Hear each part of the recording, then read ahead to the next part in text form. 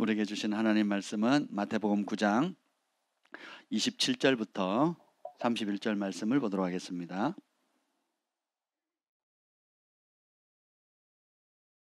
마태복음 9장 27절부터 31절 말씀.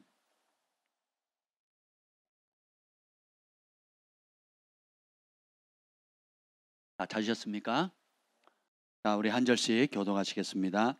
예수께서 거기서 떠나실새 두 맹인이 따라오며 소리질러 이르되 다윗의 자손이여 우리를 불쌍히 여기소서 하더니 예수께서 집에 들어가심에 맹인들이 그에게 나아오거늘 예수께서 이르시되 내가 능히 이 일 할 줄을 믿느냐 대답하되 주여 그러하오이다 하니 이에 예수께서 그들의 눈을 만지시며 이르시되 너희 믿음대로 되라 하시니 그 눈들이 밝아진지라 예수께서 엄히 경고하시되 삼가 아무에게도 알리지 말라 하셨으나 다 같이요. 그들이 나가서 예수의 소문을 그 온 땅에 퍼뜨리니라. 아멘.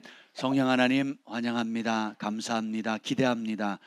이 밤에 오셔서 우리에게 친히 말씀하여 주시고 우리를 주의 영으로 사로잡아 주시옵소서. 말씀을 빼앗고자 하는 원수마귀의 권세는 예수님의 이름으로 꾸짖노니 떠나갈 지어다. 하나 우리의 마음이 착하고 좋은 마음 옥토밭이 되게 하여 주셔서 하나님 말씀을 순종하고 인내함으로 결실하는 저희들 되도록 축복해 주시옵소서. 하나님 또 환절기 가운데 여러 육신의 연약함 가운데 또 영적으로 틈타는 모든 원수의 세력들로부터 주님 보호하여 주시고 우리가 믿음의 선한 싸움을 싸움으로 치유하시는 주님을 선포하게 하여 주옵소서. 도우시는 주님을 의지합니다. 함께 하시는 주님을 신뢰합니다. 기적을 행하시고 치유하시고 공급하시는 주님을 찬양합니다. 여호와의 영이 나를 통해 말씀하시며 그 말씀이 내 혀에 있도다는 은혜를 이 밤에도 강력히 부어 주시옵소서. 또 실시간으로 함께 예배를 드리는 사모하는 모든 주의 심령들 가운데 친히 찾아가 주셔서 따스한 음성 들려주시고 치유하여 주시고 인도하여 주시고 공급하시고 보호하시옵소서. 예수님의 이름으로 기도합니다. 아멘. 오늘 저녁에는 그 믿음 사용법, 믿음을 언제 사용해야 되는가 하는 부분을 좀 나누려고 합니다. 좀 재밌지 않습니까? 예. 믿음은 가지고 있는 게 아니라 그랬어요. 어떻게 됩니까? 예, 발휘해야 되는 거예요. 그래서 야고보는 아주 신랄하게 얘기하죠. 행함이 없는 믿음은 죽은 믿음이다. 사람 너희는 나 믿음 있다고 자랑하지, 믿음 있다고 말은 하잖아. 근데 행동은 안 보여. 그 믿음은 영혼 없는 몸하고 똑같다. 죽었다라는 거예요. 사람의 몸에 혼이 빠져나가 버리면 그 사람은 죽은 거죠. 그죠? 우리가 예수님을 믿고 하나님을 믿고 믿는 자라고 신자라고 말은 합니다. 고백합니다. 예수님이 구원자 맞습니까? 아멘. 영접했습니까? 아멘. 그분을 위해 살겠습니까? 아멘. 해놓고 그분이 말씀하시는 대로 순종하지 않으면 그 믿음은 가짜라는 거죠. 그래서 오늘 좀 믿음에 대해서 좀 나누려고 하는데 이 믿음의 아버지가 누구죠? 아브라함이죠. 그래서 믿음의 시작. 그래서 하나님께서 아브라함을 불러내셔가지고는 내가 너를 믿음의 조상으로 만들겠다. 그래서 너를 통해서 온 세계 민족이 복을 받게 하겠다. 그래서 갈라디아서는 예수님 뭐라 그럽니까? 예수님을 믿는 사람은 모두 믿음으로 말미암아 아브라함의 아들이 됐다. 아브라함이 자손했다. 그리고 믿음으로 아브라함이 받는 유업을 받는다. 할렐루야. 그러면 여러분이 성경에서 볼 때 아브라함의 삶 가운데 하나님 얼마나 복을 주신지 아시죠? 실수해도, 그죠? 또 잘못된 길을 가도 저는 심지어 꿈에 왕들에게 막 나타나시고, 그죠? 소돔을 공격했던 연합국을 몇백 명 데려가서 다 쓸어버리고 승리하잖아요. 그게 인간의 노력으로 가능합니까? 안 되죠. 아브라함의 관계된 모든 복들을 누가 주신다고요? 하나님이 누구에게? 예수 그리스도 안에서 우리가 예수님을 믿는 우리에게. 그래서 영적인 아브라함의 자손이 된 참 아브라함의 자손. 왜냐하면 창세기 이미 이스라엘 백성들은 이방인인 우리에게 니네가 무슨 아브라함 자손이야? 라고 조롱할지도 몰라요. 근거가 뭐냐? 그러면 창세기 주님이 이미 나타나셨을 때 뭐라고 약속하셨어요? 너로 말미암아 모든 민족이 복을 받을 것이다. 너는 복의 근원이 될지어다. 이렇게 얘기하셨잖아요. 아멘. 그래서 갈라디아서 바울이 이렇게 합니다. 예수님 안에 있으면, 예수를 믿으면 우리는 아브라함의 아들이고 아브라함의 자손이고 아브라함이 받는 모든 복을 우리가 받을 것이다. 그래서 공동 상속자가 되는 거예요. 이게 엄청난. 근데 그것의 열쇠가 뭐냐? 창세기 15장 6절에 보면 너무 중요해요. 믿음이란 단어가 성경에 처음 나옵니다. 믿음이란 단어가 성경에 처음 나와요. 굉장히 중요한 단어입니다. 창세기 15장 6절 찾으셨습니까? 한번 읽어볼까요? 시작. 아브람이 여호와를 믿으니 여호와께서 이를 그의 의로 여기시고. 이후로 이 말씀을 선지자들도 인용하고 그리고 신약 성경의 곳곳에서 반복적으로 이 말씀을 인용합니다. 왜냐하면 믿음의 조상 아브라함이고 믿음의 뿌리, 믿음의 본이 됐던 최초의 인물이 누구예요? 아브라함이에요. 근데 하나님께서 아브라함을 의롭게 나의 의인이라고 칭하는 그 근거가 뭐냐? 아브라함이 힘이 셌거나 지혜롭거나 남들보다 좀 착해서 그런 게 아니에요. 아브라함이 여러 부족한 것들이 많은데 한 가지 딱 잘하는 게 있어요. 그게 뭐예요? 하나님을 신뢰하는 거예요. 신뢰하는 거. 사울왕은 환경이 좀 바뀌거나 자기 뜻대로 안 거내거나 조급하거나 욕심이 생기면 하나님을 신뢰하지 못하고 누구 방식대로요? 내 방식대로 어느 때에 내가 원하는 대로 내 목적을 이루기 위해. 그래서 못 기다리죠. 그렇게 해서 실수를 범하게 되는 겁니다. 근데 아브라함이 여러 부족한 부분이 많는데 딱 하나 잘했어요. 하나님을 끝까지 신뢰하는데 어느 정도 신뢰하냐? 부분이 아닌 따라서 인생의 전부를 걸었다. 어디다가? 하나님의 말씀에 걸었다는 거예요. 믿음의 근거는 우리의 감정이나 표적이나 기적이 아니에요. 믿음의 근거는 하나님의 말씀입니다. 하나님께서 주신 우리에게 주신 약속의 말씀들이에요. 그 말씀에 대한 태도. 그래서 하나님이 인정하는 의인, 하박국에 보면 나의 의인은 믿음으로 살리라 그랬죠. 그러니까 하나님께서 인정하는 의인, 노아는 당대의 의인이더라 이렇게 나오죠. 은혜를 입었더라. 그러면 그 하나님이 인정하는 의인은 법 없이 살 수 있는 착한 사람이란 뜻이 아니에요. 법 없이 살 수 없는 착한 사람, 그 법의 기준은 누가 만든 거예요? 자기가 만들고 사람이 만들고 문화가 만든 거잖아요.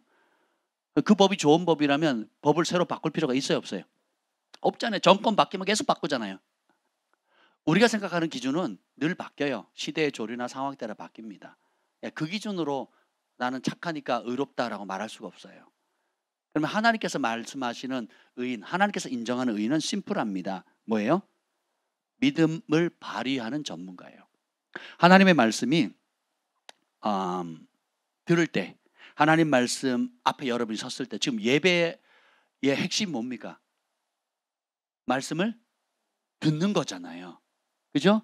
그 들은 말씀을 순종했더니 하나님이 역사하셨고, 그래서 예배 때 하나님께 감사하러 오는 거잖아요. 찬송하러 오는 거잖아요. 우리 하나님은 그 하나님 살아계시고 응답 약속하신 그대로 역사하셨다는 거잖아요. 그래서 다시 예배 와서 뭐예요? 하나님께 듣는 거거든요. 하나님의 말씀을 들을 때에 두 가지 반응이 있어요. 정확하게 말하면 한 가지 반응입니다. 하나님의 말씀이 선포되어지면 다 똑같이 믿음으로 반응합니다. 어떤 믿음이요? 여러분, 믿음이란 단어가 있지만 안 믿음이란 단어가 있어요? 없죠. 불신이란 단어는 있어요. 근데 안 믿음 이런 표현은 잘 안 쓰잖아요. 세상에는 우리 그리스도인들이 믿음으로 살고 세상 사람들은 안 믿음으로 사는 게 아니에요. 모든 인간은 다 믿음으로 삽니다. 그게 무슨 말이냐? 하나님의 말씀이 진리가 딱 선포되죠. 그 말씀을 믿기로 선택하는 믿음이 있고, 그 말씀을 안 믿기로 선택하는 게 아니라 그 말씀이 아닌 다른 것을 믿기로 선택하는 거예요. 하나님이 살아계시다라고 선포했을 때 그 살아계신 하나님을 믿는 믿음이 있고, 그 하나님 살아계시다고 안 믿는 게 아니라 하나님이 아닌 다른 것을 믿기로 결정하는 거예요. 과학의 말, 무신론자의 말, 그리고 내 고집의 말, 그리고 학교 교육, 가정 교육, 또 이리저리 주워들은 그런 것들을, 그런 다양한 것들을 취사 선택해서 나한테 좋은 것들을 믿기로 선택하는 거예요. 그래서 안 믿는 사람은 하나도 없습니다. 진리를 믿을 거냐? 다른 것을 믿을 거냐? 예수님을 믿을 거냐? 예수님이 하신 말씀을 믿을 거냐? 아니면 예수님이 하신 말씀이 아닌 다른 무엇을 믿을 거냐? 그래서 안 믿는 사람이 있다 없다? 그런 면에서 무신론자가 있다 없다? 없다는 거예요. 사람은 다 누가, 심지어 교회 안에서도 우리가 영적 지도를 하거나 상담을 하거나 예언적으로 또 하나님께 보여주신 것이 나눠지면 사람들은요 다 믿어요. 뭘요? 각자 자기 기준대로 그 선포되어지는 하나님의 말씀을 믿는 사람, 믿고 순종하는 사람이 있고, 아니면 그것이 아닌 다른 소리를 믿고 신뢰하는 사람들이 있다는 거예요. 결국 우리 인생은, 우리 온유가 예전에 주님을 만났을 때 얘기했던 거죠. 인생은 뭐라고요? 선택이라는 거, 선택. 날마다 좁은 길을 선택하는 겁니다. 히브리서 4장 2절에 보면 참 재미있는 말씀이 있어요. 이렇게 말씀을 들었음에도 불구하고 이 말씀이 어떤 사람은 기적을 일으키고 어떤 사람에게는 능력을 가져오고 어떤 사람은 축복을 가져오는데 어떤 사람에게는 아무것도 아니에요. 왜 그럴까요? 히브리서 4장 2절, 이것도 별표 300개예요.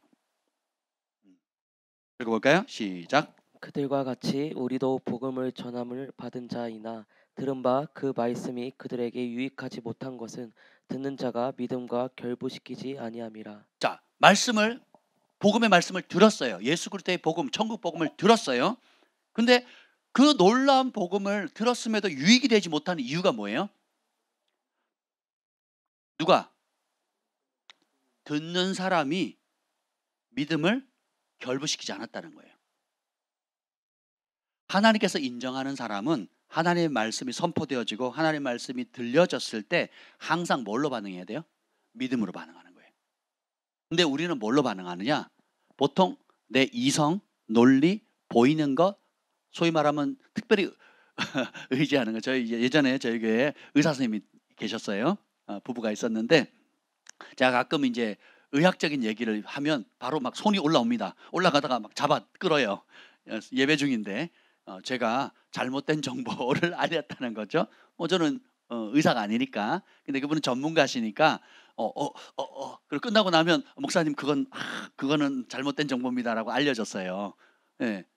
과학적으로 의학적으로 얘기를 하면 거기에 전문가들은 그게 아니면 아니라고 얘기를 하겠죠. 근데 성경은 과학책이에요? 의학서적입니까? 아니면 지혜를 담은 뭐 속담이나 격언책이에요? 아니죠. 성경은 여러분이 생각하는 소설도 아니고 역사서도 아니고 또 어떤 여러분이 원하는 무엇을 얻어내는 게 아니에요. 성경은 성령의 감동을 따라 기록된 하나님의 말씀입니다. 하나님이 우리를 향한 계획, 우리를 죄에서 구원하시기 위해서, 또 그리고 하나님의 원대한 계획, 인류를 향한 창조하시고 그리고 빚으시고 앞으로 어떻게 할 것인지에 대한 하나님의 마음이 담겨진 책이에요. 시를 여러분이 과학적으로 풀면 돼요, 안 돼요? 여러분 시를 썼는데 과학으로 이해하면 돼요, 안 돼요? 안 되는 거죠. 그렇지 않으세요? 그리고 희극, 그 웃긴 유머를 썼는데 그걸 진지하게 받아들이고 막 그걸 고지고대로 읽으면 어떻게 됩니까? 이건 전혀 안 맞는 거죠. 이해가 되세요? 근데 이 성경을 이성의 책, 논리의 책, 과학의 책, 기타 내가 원하는, 내가 선입견을 갖고 있는 성경에서 뭔가를 얻을 수 있는, 예수님은 3대 성인 중에 한 사람이지, 그래서 도덕 군자 중에 한 분이지 라고 읽으면 원래대로 읽는 거예요, 안 읽는 거예요? 안 읽는 겁니다. 성경은 살아계신 하나님의 말씀이 담겨진 책이에요. 근데 이 말씀을 유익하게 받을 수 있는 방법은 듣는 자가 뭘 결부시켜야 돼요? 믿음으로 반응해야 돼요. 어떤 사람이 예수님이 우리를 치유하시잖아요. 그래서 나 치유받았어요. 또 누가 치유받았어요 간증을 하면 그런 소리 하지 말라고. 그건 옛날 얘기지. 그리고 그런 얘기를 함부로 하면 안 된다고. 의사 선생님한테 확인해 봤냐고. 이름이 이게 교회에서 벌어지면 이게 분위기 어떨까요? 간증한 사람이 이상한 거예요? 아니면 그런 얘기 하지 말라고 하는 사람이 이상한 거예요? 이상하죠? 네.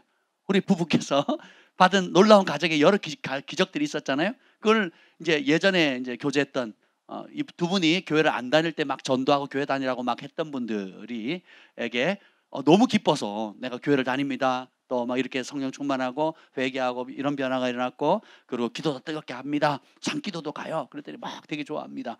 그러다가 이런저런 치유를 받았어요 라고 했더니 놀래요. 그리고 조심하래요. 그런 얘기하면 안 된대요. 야, 평생 교회를 다녔던 모태신앙이나 아니면 이 두 분을 전도하기 위해서 그렇게 격려해 줬던 분들이 진짜 하나님이 역사한 것을 얘기하잖아요. 그런 소리 하지 말래요. 방언도 하지 마시고 성경에 있는 기적과 성령의 역사를 말하면 하지 말라 그런대요. 이야, 대단한 믿음이에요. 그럼 그분들 도대체 뭘 믿고 사는 건지 모르겠어요. 그죠? 야, 이게 참. 씨 뿌린 자의 비유에 보면 원수 마귀가 하는 게 뭐예요? 구원을 받지 못하게 해요. 뭘 뺏음으로? 말씀을 빼앗는 자예요. 그러니까 사탄 마귀는 핵심 사항이 뭐예요? 핵심 그 주된 목적이 뭡니까? 뭘 뺏어요? 말씀을 빼. 어디에요? 마음에 심겨진 말씀이에요. 그래서 이 마음에 심겨진 말씀인데 첫 번째는 뭐예요? 아예 마음에 심겨지지도 못하도 귀에 아예 못 듣도록 만드는 거죠. 예배 시간에 졸거나 늦게 오거나 근심 염려 때문에 딴 생각하거나 또 몸을 아프게 한다든지 또 여러 상황들을 만들어가지고 아예 말씀이 들어가요, 안 들어가요? 안 들어가요. 그냥 몸만 와 있는 거예요. 몸만. 마음은 어디 가요? 집안에 두고 있던 냉장고, 그리고 가스를 껐는지 켰는지, 전기 매트에 그걸 전원을 껐는지 켰는지, 냄비 위에다 물을 끓였는데 그걸 껐나 안 껐나, 불나면 어떡하지? 이러면서 아예 지금도 그 생각하시는 분 두 분 계시잖아요. 여기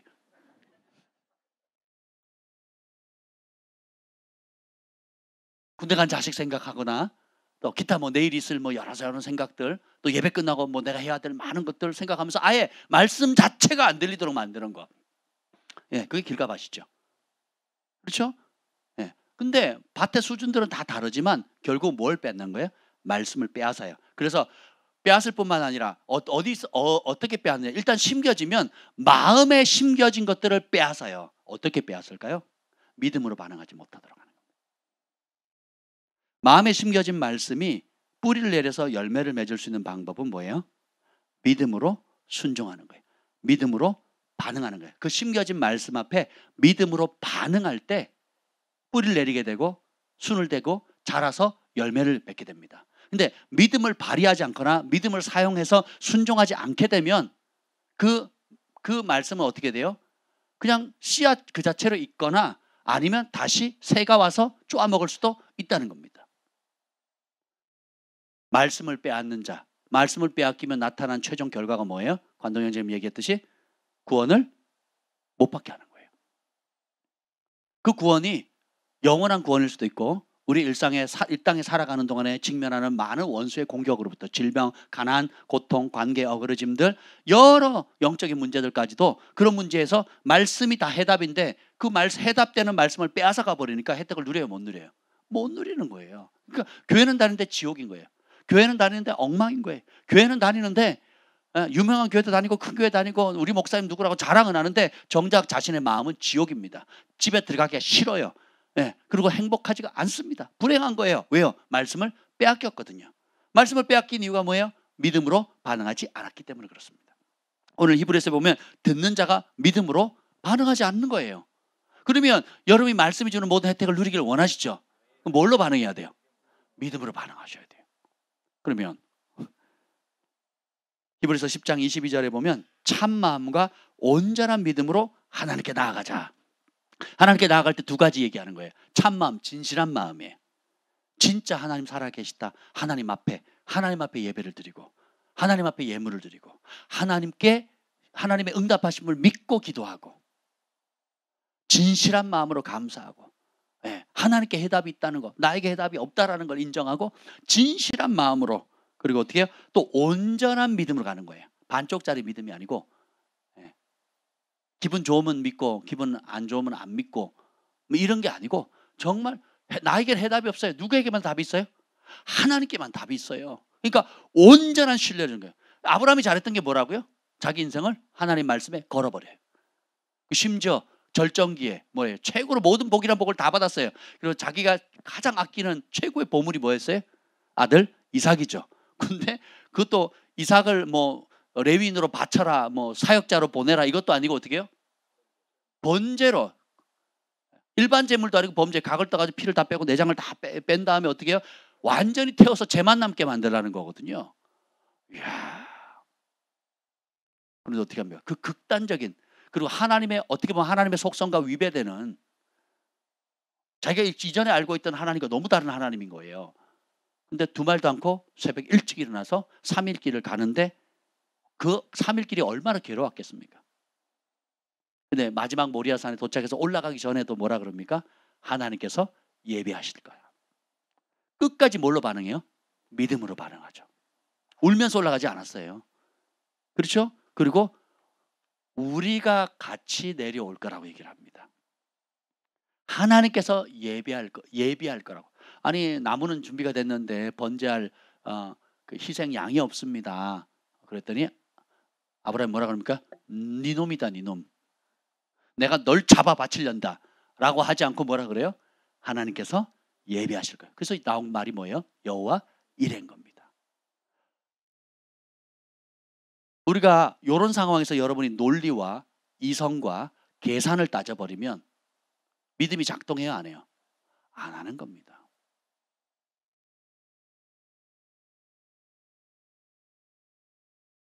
제가 결혼을 신혼 때에 이제 저희를 지도해 주던 영적인 어머니 계셨습니다. 참 기도를 많이 하시고 신령한 분이셨어요. 참 하여튼 귀한 분이세요. 굉장히 신령했던 분인데 그분이 저보고 그러시더라고요. 목사님은 40일 금식을 해야 되는데 여건이 안 되니까 40일 작정 기도하시라고. 끼니 금식하라고. 그래서 제가 40일 끼니 금식을 했습니다. 그것도 전 너무 힘들었어요. 제가 빈혈이 있었고 허리가 28. 별로 놀라지도 않으시는데 제가 허리가 27, 8 뭐 그랬다고요. 그리고 갈비뼈밖에 없었고 앉았다는 핑 돌아요. 그 지하철에서 몇 번 쓰러져가지고 뭐 대학원 가다가 쓰러진 적도 있고 멀쩡해 보이는데 되게 그때는 체력이 약해서 많이 굶고 금식하고 막 산에 가서 기도하고 막 그랬었습니다. 그리고 이제 대학원을 다니면서 또 하프타임으로 교회 사역을 해야 되는데 하프타임이 아니에요. 새벽 4시에 나와가지고 그리고 이제 밤 12시에 들어가는, 하루에 3시간 자면서 늘 생활했었거든요. 그러니까 그런 상황에서 이제 금식을 하래요. 저는 5끼를 먹어도 모자랄 판인데 한 끼도 너무 힘들었어요. 근데 아멘 순종을 했습니다. 그리고 이제 겨우 막 40일을 끝냈어요. 너무 힘들었어요, 저는. 왜냐면 안 그래도 그거 금식 안 해도 제가 쓰러지는데 앉았다라면 그냥 막 픽픽 쓰러지고 그랬거든요. 그리고 코피 매일 나고, 그러니까 거의 매일 코피 흘렸더란데요. 그러니까 코피를 거의 매일 흘렸습니다. 그리고 옷을 입으면 그냥 완전히 옛날 사진 보세요. 뭐 다 헐렁합니다. 그래. 갈비뼈밖에 안 보이고 막 그랬었거든요. 잘 안 느껴지시면 우리 주한이 어릴 때 사진을 보세요. 그 모습이 딱 저의 모습입니다. 젓가락 2개 딱. 그랬던 기억이 납니다. 근데 그렇게 맞췄는데 신나가지고 맞췄습니다. 그랬더니 웃으시면서 21일 금식을 하세요. 그러더라고요. 그것도 온전히 해야 되는데 전사님 상황이 그러니까 2끼 금식을 하십시오. 그러니까 한 끼랑 2끼 합쳐서 어떻게 해요? 3끼로 쳐주는 거예요. 그래서 한 끼, 2끼, 3끼. 그래서 진짜 죽 같더라고요. 근데 제가 두 말도 않고 네 알겠습니다 하고 바로 시작했어요. 더 힘들더라고요. 야, 그냥 점심 한 끼 먹고 버텨서 그냥 새벽부터 저녁까지 사역을 하고 뭐 대학원 하고 막 이렇게 너무너무 힘들었습니다. 근데 어쨌든 하다 보니까 뭐 또 되더라고요. 그래가지고 그냥 버텼어요. 그래서 버티고 끝났어요. 그랬더니 수고했다 그러더라고요. 그리고 끝. 뭐 다른 거 없어요? 없대요. 끝 그러더라고요. 뭐야 이거 뭐 눈에 잡히는 것도 없고 왜 하라고 한 거야? 속으로 그렇게 생각해요. 이걸 왜 해 이거를? 뭐 하나님 나타나신 것도 아니고 뭐 무슨 큰 복이 떨어진 것도 아니고 이걸 왜 하라고 하시는 거야? 몰라요. 지금도 몰라요. 근데 어떤 변화가 있었냐면 그러고 나서 이제 보호식을 하는데 사람들이 무슨 얘기를 해요. 저한테 상담을 하려고 얘기를 하면 사람이 A라는 문제를 얘기를 하잖아요. 그럼 이 A에 대한 해답을, 이런 문제가 있고 저런 문제가 있는데 이거에 해답을 좀 알려주세요. 이렇게 질문하면 저는 뭐가 보이냐면 A가 문제가 아니고 C가 문제인 게 보여요. 그러니까 문제의 뿌리가 보이더라고요. 어라? 문제 뿌리가 보이네. 그래서 이 사람 막 A를 얘기하는데 내가 C를 팍 얘기를 해요. 그럼 맞습니다. 하나님께서 어떤 어떤 차원의 이전에 없었던 차원의 지혜와 계시적인 영적인 통찰력을 부어주시더라고요. 그리고 다른 사람들을 막 듣고 여러 사람 듣는데 아예 이제 뭐라 그럴까, 전에 내가 알고 있던 지혜가 아니에요. 전에 내가 알고 있던 지혜가 아닌 다른 차원의 지혜가 쏟아지기 시작하는데 뭔가 문제의 핵심 그리고 그것에 대한 하나님의 해답이 무엇인지 보이는 은혜를 주시더라고요. 이야, 그리고 이것이 다양한 형태의 은사로 발전을 하는데 지식의 말씀이나 지혜의 말씀이나 혹은 기타 여러 가지 것들로 이게 막 응용이 돼가지고 막 펼쳐지는 겁니다. 그래서 뭐 공항에서 뭐 비행기가 연착돼서 한 서너 시간 동안 선교여행 갔는데 얘기를 하는데 어떤 우리 팀 멤버랑 대화를 하는데 그 어머니가 보이더라고요. 그리고 그 어머니의 상황들, 성격, 그리고 뭐가 문제인지, 뭘 고민하는지, 엄마 입장에서 어떻게 생각하는지, 그리고 이걸 3시간을 넌스톱으로 저 혼자 얘기를 했어요. 그랬더니 그 친구가 3시간 내내 그 공항에서 사람 그 많은 데서 3시간 내내 우는 거예요. 그리고 끝나서 울면서 하는 말이, 그 친구가 뭐라고 해주세요? 철수야, 너 점치냐? 뭐 이러더라고요. 어떻게 그걸 아냐? 제가 처음 사적인 얘기를 하는 거거든요. 처음 그런 대화를 해봤고, 우리 과도 아니고 다른 과에 있는데 저도 놀랐어요. 그러니까 야, 근데 이런 일이 자주 있습니다. 자주. 그래서 그래서 순종하면 나는 어떤 결과, 어떤 선물이 예비된지는 몰랐지만 순종하니까 하나님께서 이런 또 영적인 은혜와 은사와 선물을 주시는구나. 되게 감사했어요. 그래서 그때 배운 것이 영적 권위자가, 영적 아비 어미가 말씀을 하시면 정말 내가 마음을 다해서 순종해야 되겠다 하고 했어요. 그랬더니 어떻게 돼요? 그 시즌마다 이제 교회를 옮기거나 사역지를 옮기거나 뭐 장소를 옮기거나 해외로 가면 제가 섬기는 교회가 있고 그 권위자들이 있잖아요. 또 여러 어떤 모임에 가든지 거기 권위자가 있잖아요. 정말 마음을 다해서 섬겼어요. 그래서 오는 기름 부음이 뭐예요? 낙하산의 기름 부음이에요. 지도자들이 알아요. 시키는 것만 하는 사람인지, 마지못해 하는 사람인지, 볼 때만 하는 사람인지, 아니면 마음을 다 쏟는 사람인지. 여러분의 자녀가 셋이든 둘이든 하나든 다섯이든 상관없이 마음을 다해서 부모님을 공경하고 사랑하는 아이가 있고 뺀질대는 애 알아보시죠. 마찬가지입니다. 우리가 여러분 하나님께서 예수님을 뭐라고 표현하면 그가 아들이실지라도 순종함을 배웠다 그랬거든요. 그래서 모든 순종할 자들의 본이 되신 겁니다. 예수님이 순종의 본이 되셨다면 우리는 얼마나 더 순종의 본이 되어야 되겠어요. 순종할 수 있는 키워드가 뭐냐? 믿음과 신뢰거든요. 하나님을 신뢰하기 때문에 내 기준, 내 방식, 나에겐 답이 없다라는 걸 인정하는 게 겸손입니다. 그래야 하나님을 신뢰할 수 있어요. 안 그러면 그래도 내가 옳은데, 그래도 내 생각이 맞는데, 그래도 내가 원하는 방식으로 해야 되는데 라고 고집을 피우는 순간 어떻게 돼요? 신뢰는 깨집니다. 그럼 어떻게 돼요? 안 믿는 게 아니라 어떻게 돼요? 다른 하나님이 아닌 다른 소리를 듣게 돼요. 아담과 하와가 범죄하기 전에는 하나님의 음성만 절대 기준이었고 하나님 음성만 들었어요. 그죠? 그 말씀에 복종했다고요. 근데 사단이 와서 속이는 순간 어떻게 돼요? 사단의 말을 듣는 순간 하나님을 안 신뢰한 게 아니라 어떻게 돼요? 다른 소리를 신뢰하게 된 거죠. 그래서 최초의 원죄가 생겼고 그로 인해서 가난과 온갖 저주들이 끝없이 악순환이 되어지는 겁니다. 근데 그걸 회복할 수 있는 방법은 원래 자리로 돌아오는 거예요. 뭐예요? 하나님 말씀을 들을 때에 어떻게 해요? 믿음으로 반응하는 거예요. 그래서 우리는 믿음을 발휘하는 전문가가 되어야 되는 겁니다. 그래서 제가 많은 사역자 탁월한 사람들을 봤지만 무릇 하나님의 영으로 인도함을 받는 그들이 곧 하나님의 자녀라 그랬죠. 그러니까 우리가 영이잖아요. 거듭나면 하나님의 영이 들어오시고 그 영의 인도함을 받는 자가 하나님 자녀거든요. 근데 많은 사역자들이든 뭐 모태신앙이든 상당수의 압도적인 숫자가 영으로 인도함 받는 법을 몰라요.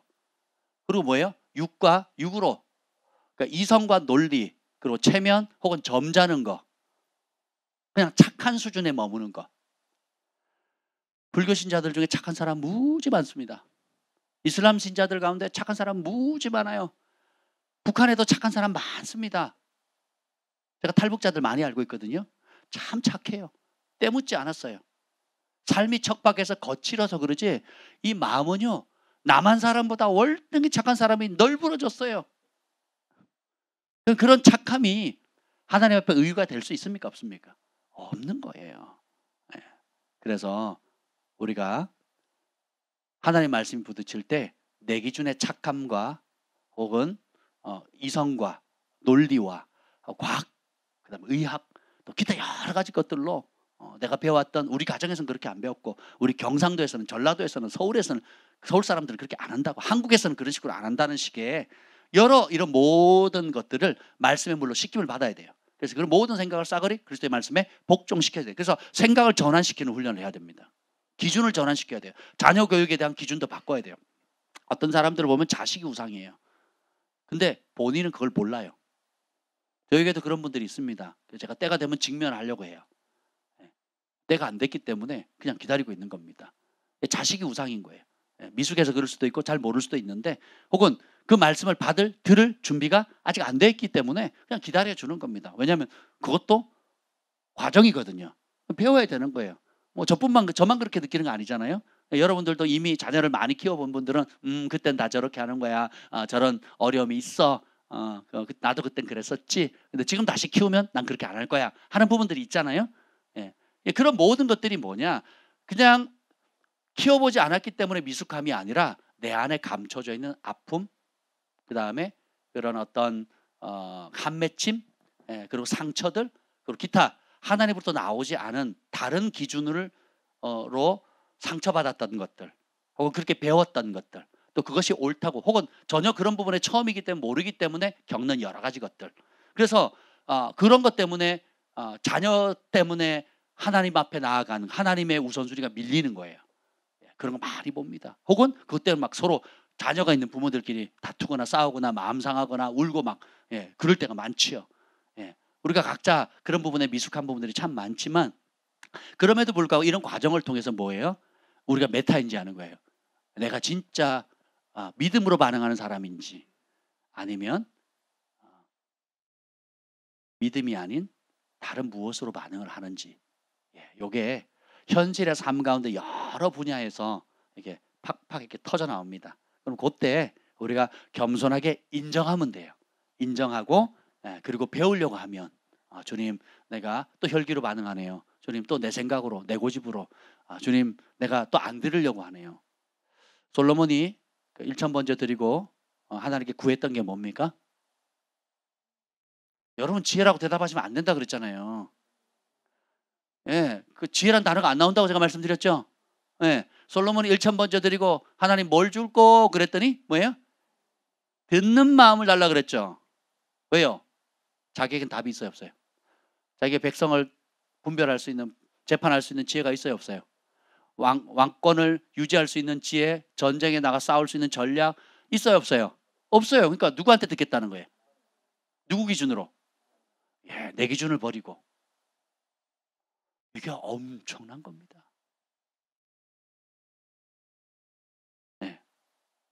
여러분들이 양육을 받거나 또 혹은 훈련을 받을 때 누군가의, 여러분이 권위자가 됐든 혹은 또 권위 아래에 있든, 내가 양육을 하는 사람이든 혹은 양육을 받는 사람이든, 여러분이 받는 입장에 있다면 하시는 분 얘기를 최대한 많이 들으세요. 그게 엄청난 가속도를 가져옵니다. 내가 양육을 받는 입장인데 양육을 하는 사람보다 더 많은 말을 한다면, 그 더 많은 주장을 한다 그러면 배우는 게 많을까요? 아니면 배움을 거절하는 게 많을까요? 거절하는 게 맞겠죠. 제가 수영 코치한테 가가지고 수영은 이렇게 해야 됩니다. 저렇게 해야 됩니다. 제가 학생인데 제 스타일로 맞춰주세요. 그거는 싫어요. 이게 좋아요. 라고 하면 제가 수영을 배울 수 있겠어요? 없겠어요? 못 배우거나 혹은 제 스타일로만 하겠죠. 개 헤엄을 치겠죠. 그렇지 않겠습니까? 하나님 앞에도 마찬가지예요. 여러분, 교회 안에서 모든 영적 질서와 권위가 있잖아요. 여러분 위에 뭐 어떤 그룹이든 여러분들이 있는데, 지혜는 뭐냐면 들으려고 하는 마음이거든요. 티처블 스피릿이라 그러잖아요. 가르쳤을 때 그 가르침을 받을 준비가 되어 있는 마음, 이게 좋은 마음이에요. 그래서 특별히 거기다 플러스 뭐 해야 돼요? 믿음으로 반응해야 돼요. 하나님을 신뢰하는 겁니다. 나에겐 답이 없다. 하나님께 답이 있습니다. 그래서 모든 분야의 재정, 시간, 자녀 양육, 인생의 목적, 노후, 건강, 기타 여러 영역에서 하나님의 66권의 이 말씀에서는 뭐라고 말하고 있는가? 들으려고 해야 돼요. 들었으면 어떻게 돼요? 내 생각을 내려놓고 어떻게 해요? 믿음을 발휘시켜야 됩니다. 굉장히 중요합니다. 그래서 나의 의인은 뭘로 산대요? 감정으로 살지 않아요. 논리로 살지 않습니다. 하나님의 말씀을 믿는 믿음으로 사는 거예요. 이게 아멘은 쉬운데 정작 적용하려고 그러면 어마무시한 충돌이 옵니다. 일단 설득시키는 게 어려워요. 목사님 왜 그렇게 해야 돼요? 그거는 목사님 좀 지나친 거 아니에요? 저만 그럽니까? 여러분 받은 은혜 또 여러분이 받은 체험을 가지고 이런 세계를 모르는 사람들한테 나눠보세요. 뭐라 그럽니까? 광신자라 그러고 뭐 지나치다 그러고 뭐 귀신 들린 거 아니냐 그러고 그 이단 집단 아니냐고 뭐 별소리를 다 합니다. 네. 왜 그래요? 믿음으로 반응하지 않거든요. 하나님의 세계는 믿음으로 반응해야지만 문이 열립니다. 근데 그 믿음으로 반응하는 법을 모르면 어떻게 돼요? 딱 내가 생각하는 수준 그 이하입니다. 딱 내가 기대하는 그 수준 이하입니다. 그 이상 올라갈 수가 없어요. 하나님께 드리는 헌신도 딱 내가 원하는 수준. 내가 하는 모든 것들이 그냥 내 기준 그 이상 올라갈 수가 없어요. 그 이하로 떨어지게 되는 겁니다. 그러면서 속으로 막 부글부글 끓죠. 네. 자기도 감당이 안 되는 겁니다. 근데 지혜로운 사람은 어떻게 해요? 그런 모든 것들을 내려놓고 어떻게 해요? 믿음으로 반응하는 법을 배워나가는 겁니다. 그래서 제가 양육을 하다가 갑자기 그런 생각이 들었어요. 믿음을 사용하는 법, 믿음을 언제 사용하면 좋을까? 또 언제 믿음을 사용해야 되는가? 이걸 좀 가르쳐야 되겠다 하는 생각이 문득 들어가지고요. 제가 오늘 메시지를 준비하게 됐습니다. 기대가 되십니까? 제가 원래 좀 서론이 길어요. 네. 그런데 그 서론 안에 모든 원리들이 다 들어가 있어요. 잘 잡으시길 축복합니다. 자, 그럼 오늘 본문에 보면 참 이 예수님이 말씀하시는 방식을 보면 굉장히 코미디 같아요. 두 맹인이 왔어요. 소리 지릅니다. 다윗의 자손 예수여, 우리를 불쌍히 여기소서. 그랬더니 예수님이 집에 들어가셨어요. 어떤 집에 들어갔어요? 맹인한테 간 게 아니에요. 집에 들어갔습니다. 그랬더니 맹인들이 오히려 그 집까지 쫓아와요. 이야, 한번 생각해 보세요, 여러분. 보통 사람들도 그 예수님의 무리를 쫓아가기가 쉽지가 않은데 맹인이 앞을 못 보는 두 사람이 예수님이 계신 곳을 소리를 지르며 쫓아가요. 근데 예수님 반응이 없습니다. 그래서 예수님 원래 계획대로 어느 집에 들어갔어요. 그랬더니 어떻게 해요? 거기를 또 찾아 들어갑니다. 생각해 보세요. 여러분 여기서 잘 이해를 못 하시는데 여러분 눈 감고 저기 그 방이동 먹자골목 아시죠? 예, 거기에 지금 아무개가 지금 몇 번째 테이블에 앉아 있거든요. 찾아가 보세요. 이제 좀 감이 오세요? 보통 믿음이 아니에요. 그러니까 여러분이 그 사람들의 입장에서 생각해 보면 굉장히 이게 만만치 않은 일이에요. 눈 감고 지금 버스나 타거나 아니면 장애인 콜택시 부르면 그냥 태워다 주는 게 아니에요. 내비 찍으면 가는 게 아닙니다. 그렇죠? 앞을 못 보는 거 오로지 청각만 열정을 가지고 찾아가야 되는 그런 상황 속에서 어떻게 합니까? 맹인들이 나오니까 예수님께서 그제서야 얘기를 하십니다. 소리 지를 때는 못 들은 척 하시는데 집까지 찾아오셨을 때 이게 믿음이에요. 약자들은요 자기 연민에 많이 빠집니다. 주님 살아계시면 나한테 찾아오시겠지. 하나님 날 사랑하시면 이렇게 해주시겠지. 하나님 날 사랑하시면 저렇게 해주시겠지. 그러면서 어떻게 해요? 자기 연민의 늪에서 헤어나질 못합니다. 근데 성경은 뭐라고 해요? 믿음은 가지고 있는 게 아니라 그랬잖아요. 다 발휘를 해요. 9명의 문둥병도 찾아오고 문둥병자도 찾아오고 그죠? 또 회당장 야이로도 예수님 앞에 달려오잖아요. 그리고 흙바닥에 엎어져 가지고 구하거든요. 수로보니게 여인도 어떻게 해요? 자기 딸이 귀신 들려가지고 못 데리고 오잖아요. 그 가나안 땅에 그 멀리서 여자가 유대인이 이방인이라고 상종하지 않는다는 걸 알매도 불구하고 와가지고 그 믿음을 표현하죠. 12명의 12년 동안 하여라는 병, 혈루증에 걸린 여인도 그 율법을 깨가면서 수많은 군증을 해집고 와서 예수님 옷자락을 만지는 믿음을 발휘하잖아요. 믿음이라고 쓰고 행동이라고 읽으셔야 돼요. 행동하지 않는 믿음은 믿음이 아니라고 보셔야 돼요. 내가 행동했다, 순종했다, 대가를 지불했다 했을 때 믿음이 비로소 발현된 거예요. 근데 그게 없다. 아멘 눈물을 흘리고 아멘 기쁘고 아멘 감동받고 아무것도 아니야. 아무것도. 그게 무슨 소용이 있겠습니까, 그게. 그리고 예수님 보세요. 얼마나 재밌으신가. 기다리시거든요. 그리고 그때도 그냥 아니 소경이 와서 계속 소리 질렀어요. 우리를 불쌍히 여겨달라고. 불쌍히 여기서 뭐 해달라고요? 취해달라고. 근데 예수님이 뭐라 그러십니까? 내가 능히 이 일할 줄을 믿느냐. 주님이 티칭 모드로 바꾸시는 거예요. 그냥 고쳐주는 것도 가치가 있지만 더 가치 있는 일이 뭐예요? 이 병을 근본적으로 해결할 수 있는 방법, 그리고 주변에 많은 아픈 사람들, 앞으로 만나야 될 수많은 아픈 사람들, 또 그런 사람을 데리고 올 사람들에게 뭘 가르쳐 줍니까? 믿음을 가르치는 거예요. 이 기적을 행할 수 있는, 이 기적을 혜택을 누릴 수 있는 방법이 뭐라고요? 그래서 주님이 질문이 심플하죠. 내가 이 일을 행할 줄 너는 믿느냐? 그러니까 주님, 그렇습니다. 믿습니다. 그랬더니 예수님께서 눈을 만지시면서 뭐라고 얘기하세요? 너희 믿음대로 행하라. 이 믿음은 예수님의 믿음이에요? 맹인들의 믿음이에요? 맹인들의 믿음이거든요. 그리고 계속 이제 그 위에 22절 읽읍시다. 12회를 혈류증으로 하혈하던 여인인데 21절 2절 읽겠습니다. 시작. 이는 제 마음에 그 겉옷만 만져도 구원을 받겠다 함이라. 자, 어디에? 마음에. 이게 굉장히 중요하다. 믿음은 어디로부터 출발해요? 마음으로부터 출발합니다. 보는 대로 출발하는 게 아니에요. 마음에 신뢰를 갖겠다라는 거거든요. 마음에 겉옷만 만져도 낫겠다. 22절.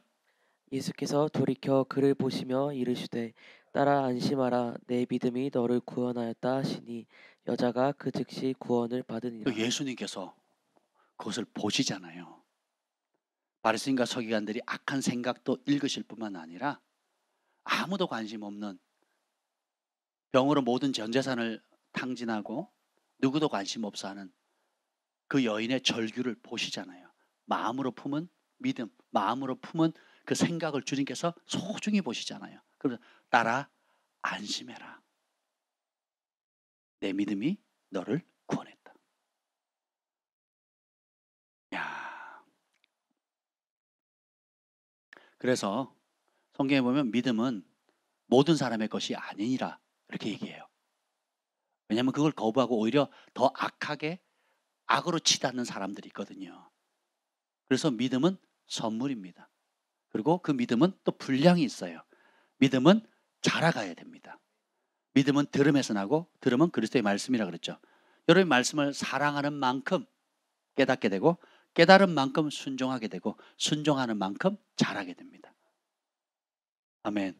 자라는 만큼 여러분은 예수님을 닮게 되고 권위를 얻게 되고 하나님을 경외하는 자가 누리는 다양한 축복을 실질적으로 체험하게 되는 거죠. 반대로 그리스도의 말씀에 관심이 없거나 듣기를 싫어하거나 또 거기에 대해서 순종하기를 꺼려한다면 그거는 여러분들이 그 무한대로 쓸 수 있는 법인카드를 가지고 있지만 한 번도 사용해보지 못하고 주머니 속에만 넣고 다니는 어리석은 자하고 똑같은 겁니다. 그래서 여러분들이 말씀을 배울 때 예전에 저희 교회에서 한 부부가 있었는데 제가 참 도전을 받았던 게 있어요. 목사님, 제가 결단한 게 있어요. 이게 뭔데요? 저는요 예배 때마다 목사님이 많은 긴 설교를 하시는데 그 중에 한 가지라도 실제로 순종할 수 있는 거리를 잡도록 기도합니다. 성령님께 도와달라고 합니다. 그래서 실제로 하더라고요. 그러면 저희 교회 가장 간증할 거리가 많은 그 부부 중에 한 사람이 돼버렸어요. 왜 그럴까요? 말씀을요 지식으로 채우는 사람이 있어요. 혹은 속으로 평가하는 사람이 있습니다. 오늘 목사님 70점, 목사님 80점, 목사님 기도 안 하셨나 봐. 오늘 좀 하셨나 보네. 저건 내가 배운 거랑 다른데. 그리고 아이고 이거는 뭐가 어떻고 저거 어떻고 하면서 채점하는 사람이 있어요. 하나님 말씀을 들을 때 어떻게 된다고? 뭘로 반응이 된다고요? 찬양팀이 죽을 쓰든 뭘 하든 우리는 채점하는 자가 아니라 뭐 하는 사람이에요? 찬양하는 자, 예배하는 자의 자리로 쓰면 되는 겁니다. 그럼 찬양 사역자들은 오늘 세션이 맞았니 틀렸니 끝나고 나서 그런 거에 관심 가질 필요가 있어요 없어요? 끝났어요.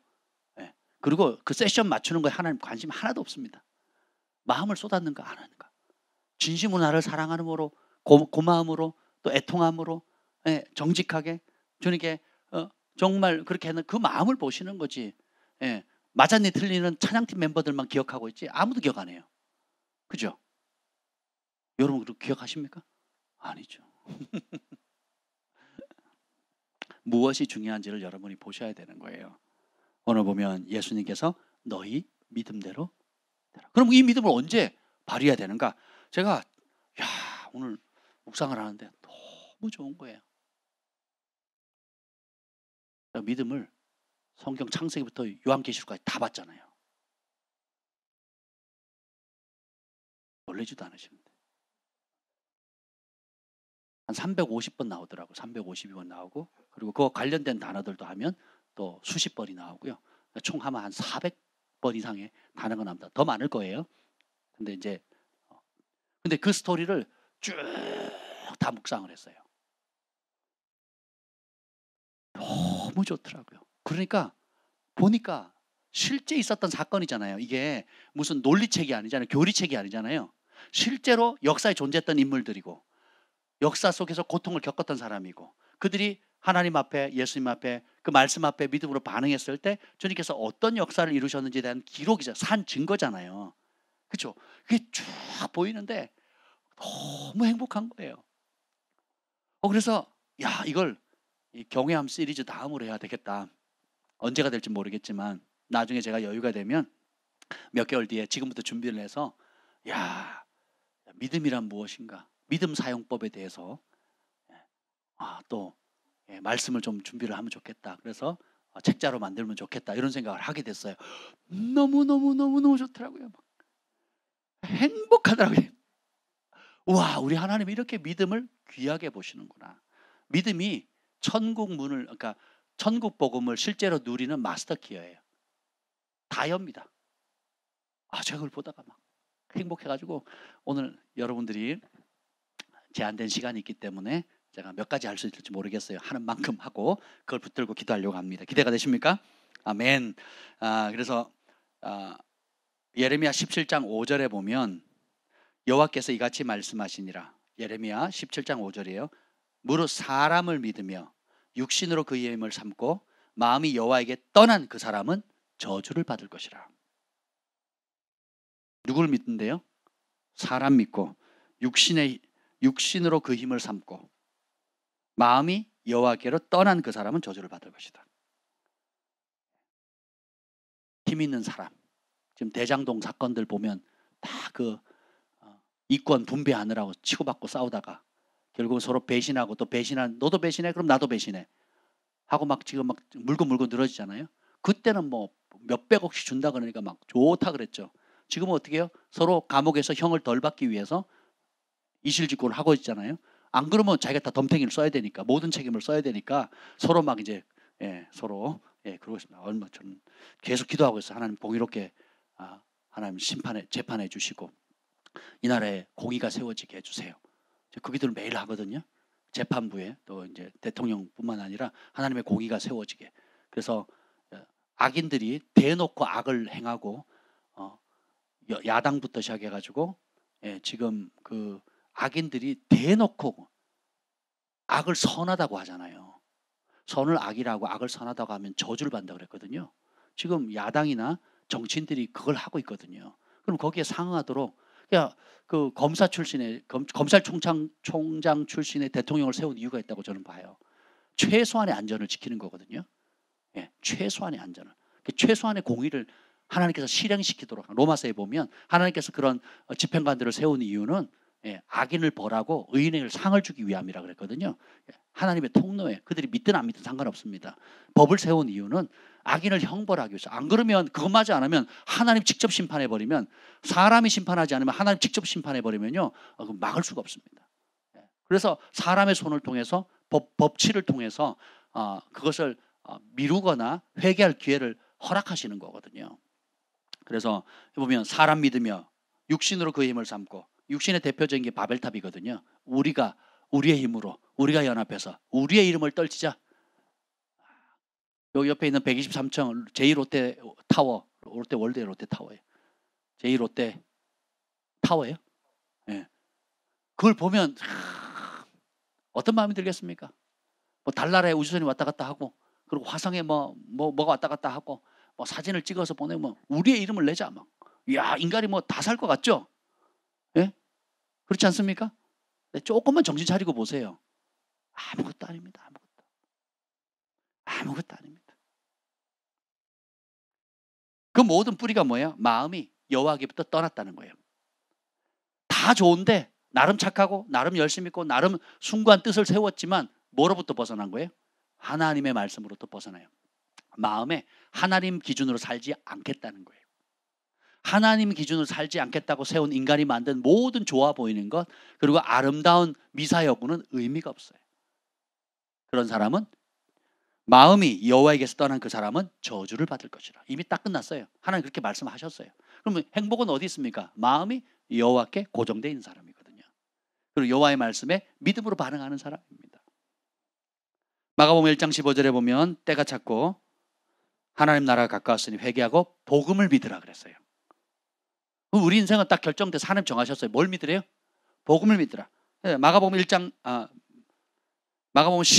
22절에 보면 예수님께서 말씀하십니다. 하나님을 믿으라.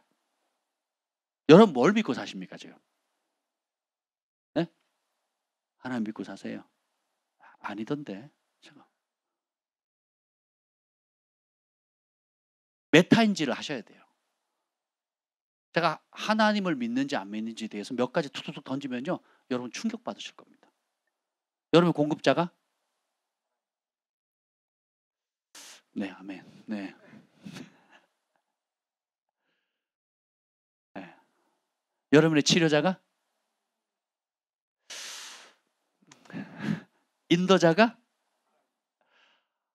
아닌 것 같은데.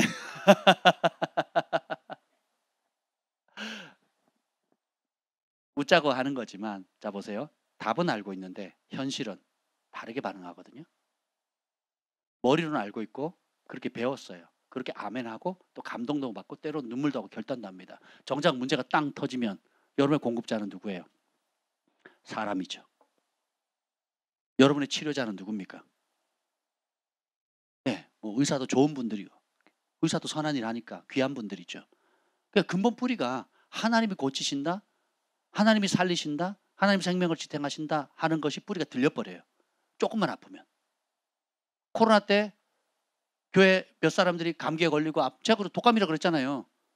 독감하고 똑같다고. 감기라고. 감기면 한 사람 걸리면 쭈쭈쭈 걸리잖아요. 그렇게 대하면 된다고. 그걸 1년 반을 떠들었잖아요. 그리고 1년 반 동안 우리 교회가 얼마나 안전했습니까? 그죠? 근데 땅 터지니까 어떻게 돼요? 우리 교회에 그런 일이 왜 터지냐요. 그 시험 들어가지고 몇 가정 나갔잖아요. 왜 그렇습니까? 네. 내가 진짜 나의 치료자, 나의 보호자가 하나님이라고 말씀을 했지만 정작 자기 몸이 조금 아프면 자기 몸이 저도 코로나 길려가지고 2주, 3주 꼼짝 안 하고 침대에 누워 있었잖아요.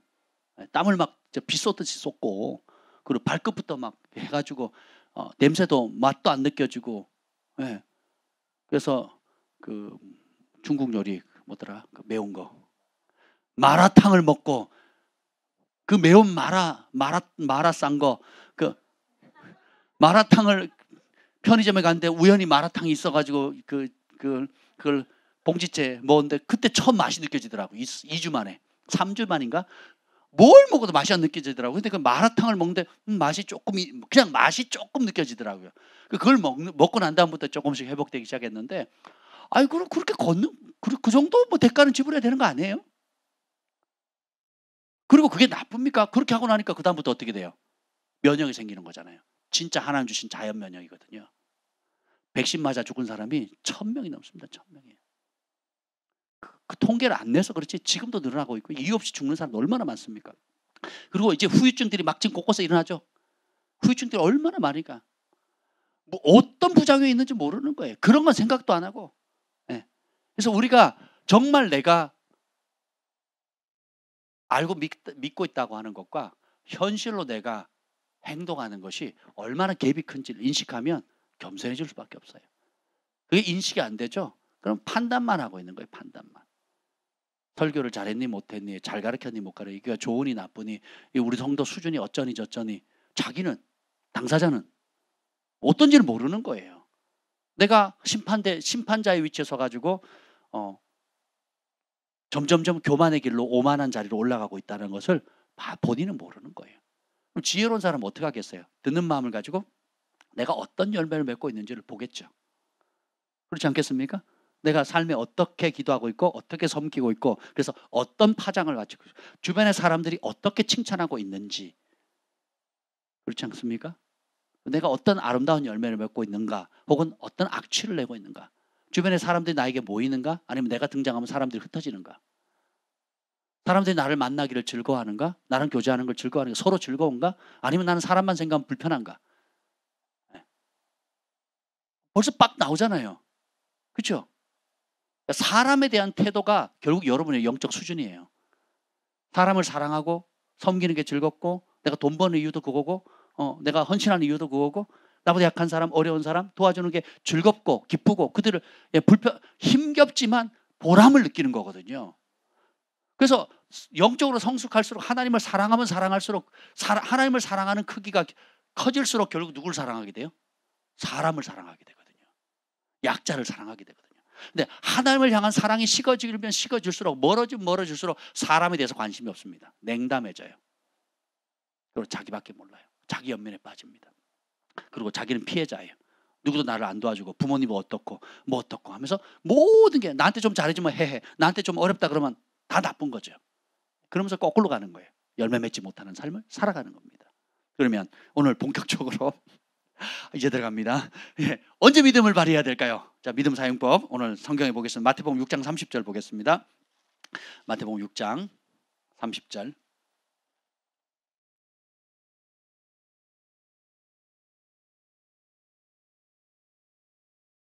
읽어보겠습니다. 시작. 오늘 있다가 내일 아궁이에 던져지는 들풀도 하나님이 이렇게 입히시거든 하물며 너일까 보냐 믿음이 작은 자들아. 아멘. 여러분 제일 중요한 생계 문제 있죠. 생계 문제, 생활의 문제, 자녀를 키우거나 양육하는 양육비, 또 월세, 등록금, 식료품, 세금, 공과금, 또 기타 뭐 여러 가지 여러분의 삶 가운데 필요한 것들이 있잖아요.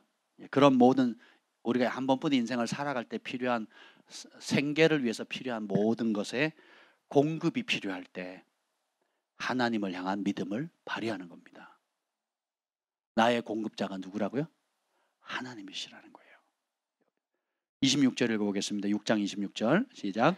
공중의 새를 보라 심지도 않고 거두지도 않고 창고에 모아들이지도 아니하되 너희 하늘 아버지께서 기르시나니 너희는 이것들보다 귀하지 아니하냐. 그리고 솔로몬이 입은 모든 영광이 이 꽃 하나만도 못하다라고 주님 말씀하시면 에이, 솔로몬 시대에 은을 흔하게 만들었고 성전을 다 금으로 도배해버렸잖아요. 그렇죠? 그리고 솔로몬의 지혜는 전무후무하다고 주님이 약속하셨단 말이죠. 근데 주님의 평가가 뭐예요? 들풀, 이름 없는 들풀의 영광 못하대요. 솔로몬이 받은 부귀영화가. 그러면 이성과 논리는 어떻게 작용합니까? 과학적 근거는 어떻게 돼요? 솔로몬의 부귀영화가 더 찬란해요? 들의 꽃 한 송이가 더 찬란해요? 솔로몬의 부귀영화가 더 찬란하죠. 근데 예수님은 뭐라고 평가합니까? 들의 꽃이 더 낫다 이거죠. 그죠? 그럼 우리는 논리로 반응해야 돼요? 믿음으로 반응해야 돼요? 믿음으로 해야 돼요. 그러면 말도 안 되는 걸 믿으라고요? 예, 믿으라고요. 왜? 여기 봅시다. 24절 시작. 한 사람이 두 주인을 섬기지 못할 것이니 혹 이를 미워하고 저를 사랑하거나 혹 이를 중히 여기고 저를 경히 여김이라. 너희가 하나님과 재물을 겸하여 섬기지 못하느니라.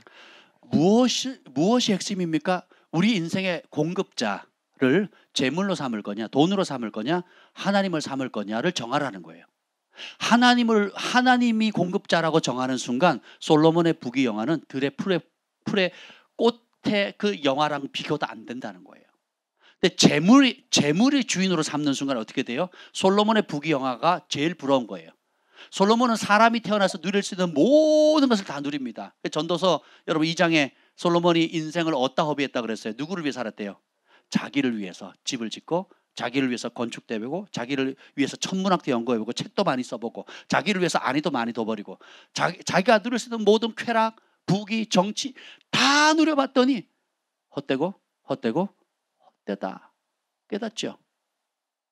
여러분이 하나님의 말씀, 하나님께서 정하신 그 진리를 하나님의 눈으로 보고 믿음으로 반응하는 순간 다르게 보입니다. 하나님이 공급자세요. 그리고 레위인들에게 주신 복이 뭡니까? 너희가 이 땅에 분깃이 없지만 내가 너의 분깃이다 그러거든요. 하나님이 아브라함에게 나타나셔서 이렇게 말씀하십니다. 내가 너의 지극히 큰 상급이고 방패라 그러시거든요. 하나님이 가지신 것에 좋은 거 몇 개를 툭 던져주시는 게 아니고 하나님 전 존재를 우리에게 주신다는 거예요. 내가 너의 최고의 상급이다. 그리고 너의 방패다. 네, 그랬더니 아브라함이 아멘 하고 반응하는 것이 아니라 아들도 안 주고. 꼭 우리 모습 같지 않습니까? 주님이 내가 네 안에 네가 내 안에 우리가 하나가 될 거다. 그리고 그리스도 안에서 성령 안에서 하나님이 거하실 초소로 지어져 가고 있다. 그리고 만물이 다 그리스도의 것이고 그리스도는 너의 것이고 너는 그리스도의 것이고 그리스도는 하나님의 것이다. 다 우리가 공유한다. 하나다. 그리고 새하늘과 새 땅을 준비하고 있다. 이기는 자는 그것을 누리게 될 것이다. 그래서 믿음의 시련을 잘 견뎌라. 그 상급을 줄 것이다. 믿어지면. 그런 예수님을 얻기 위해서 바울은 나머지 모든 전에 유익하다고 느끼는 걸 배설물로 여기죠. 그리고 하나님이 이 땅 사는 동안은 공급해 주시는 모든 것들을 무엇을 위해 사용합니까? 영혼을 살리는 데 사용하는 거예요.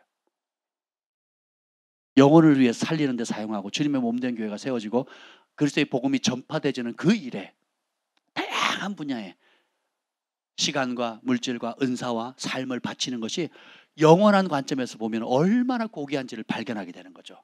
그때 믿음을 발휘하는 거예요. 우리 한국교회가 전쟁의 폐허더미에서 6.25 동란 이후에 교회가 어떻게 세워졌습니까? 보릿고개 아이들이 죽어나갔잖아요. 저희 아버지도 그 본래 생이라고 달라요. 49년생인데 54년생으로 돼 있거든요. 왜냐면 애들이 돌잔치를 왜 합니까? 돌전에 죽으니까. 백일잔치 왜 합니까? 백일 때 죽으니까. 하도 죽는 애가 많으니까 주민센터 가서 신고를 못하는 거예요. 동사무소 가서 신고를 못하는 겁니다. 죽어나니까. 그렇게 보릿고개 세대 우리 할아버지 세대들이 고생하셔서 어떻게 합니까? 복음을 받아들이고 새마을 운동을 하고 교회를 짓고 그래서 한 목사님이 목회자가 없고 신학생들이 없으니까 한 전도자가 5개, 10개, 20개 교회를 순방하면서 막 섬기고 교회가 예배드릴 공간이 없으니까 어떻게 해요? 성도들이 어떻게 합니까?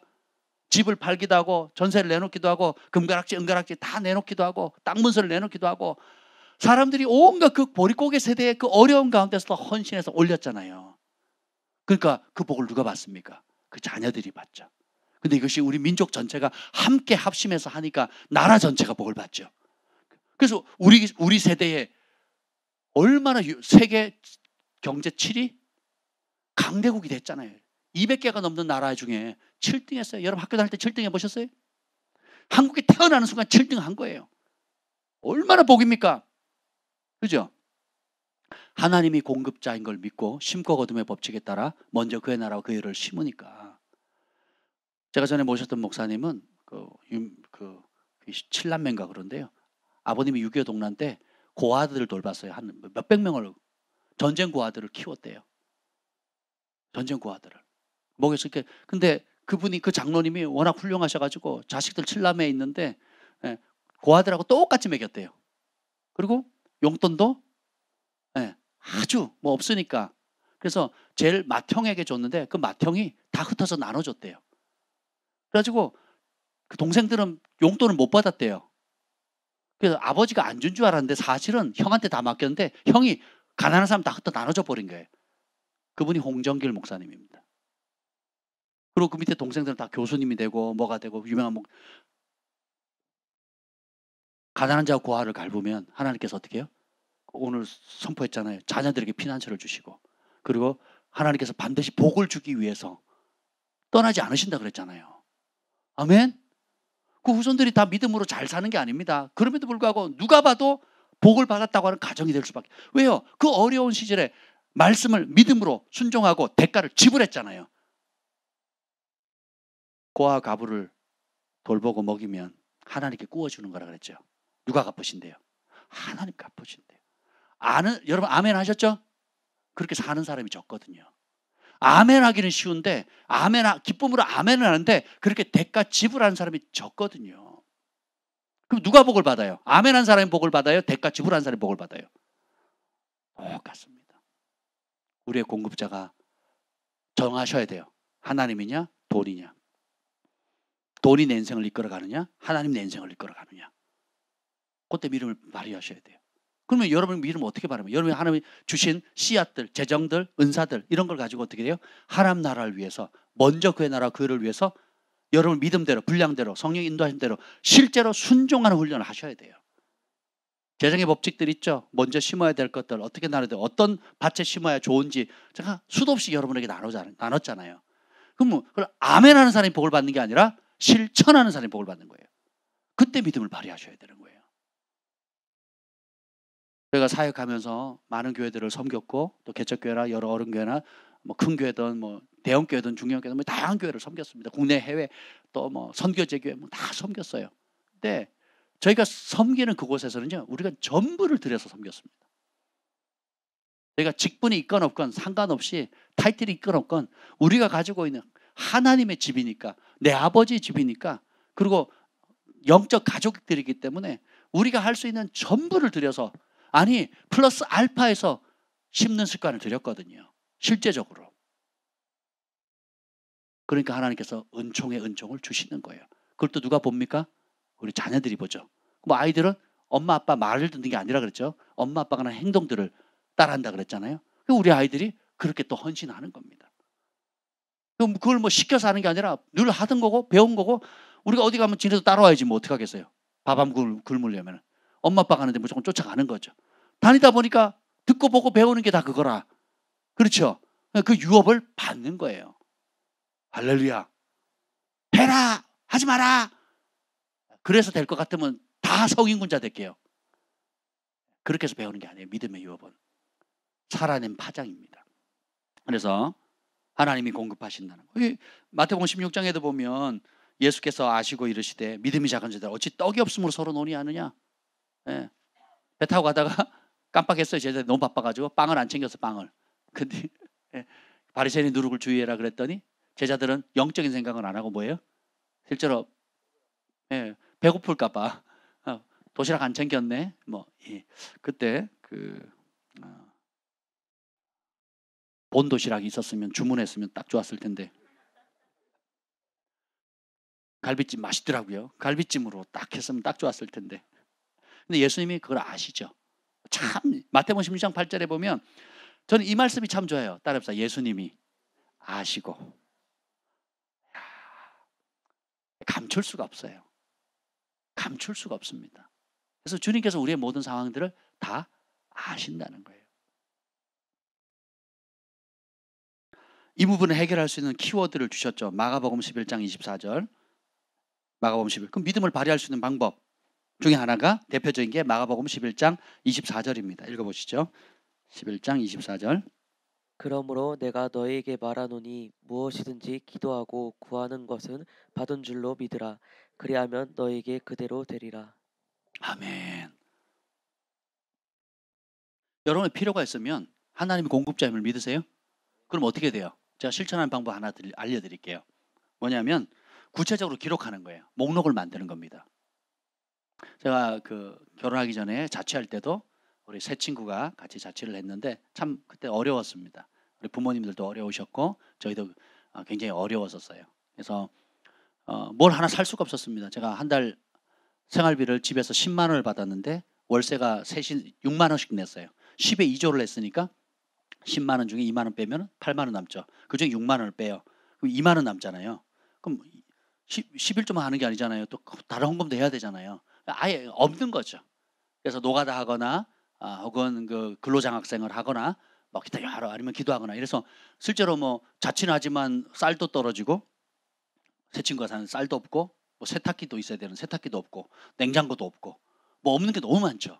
그래서 어떻게 했느냐, 어느 날 딱 누웠는데 천장에 뭐가 하나 붙어 있더라고요. 큰 종이에 이제 문 목사님이 거기다가 세탁기, 냉장고, 쌀, 뭐 잔뜩 써놨더라고요. 그리고 뭐 세계를 뭐 나한테 달라 어쨌든 뭐 비슷한, 세계가 아니고 온 세계. 네. 뭐 그런 비슷한 얘기를 뭐 덕지덕지 붙여놨어요. 저게 뭐냐고 그랬더니 기도해야지. 그래서 언제 기도하게? 누웠을 때 보이잖아. 볼 때 기도해, 구체적으로. 그래가지고 우리가 그걸 다 잡았어요. 뭐 저도 이제 예수전단에서 훈련 받으면서 YM에서 훈련 받으면서 구체적으로 하는 것도 배웠고, 그래가지고 각자 책상에 다 붙여놓고 이제 주님 주세요 하고 기도하기 시작합니다. 그럼요, 빠르게는 뭐 그 다음날 오는 것도 있고요, 한 달을 안 넘깁니다.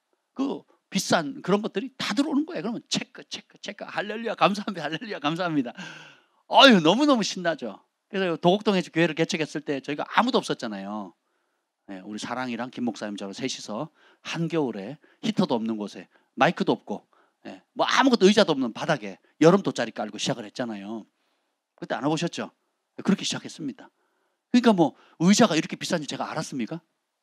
그 음향 장비가 너무 비싼 거예요. 교회 물건들이 성물이라 그런지 냅다 비싸요.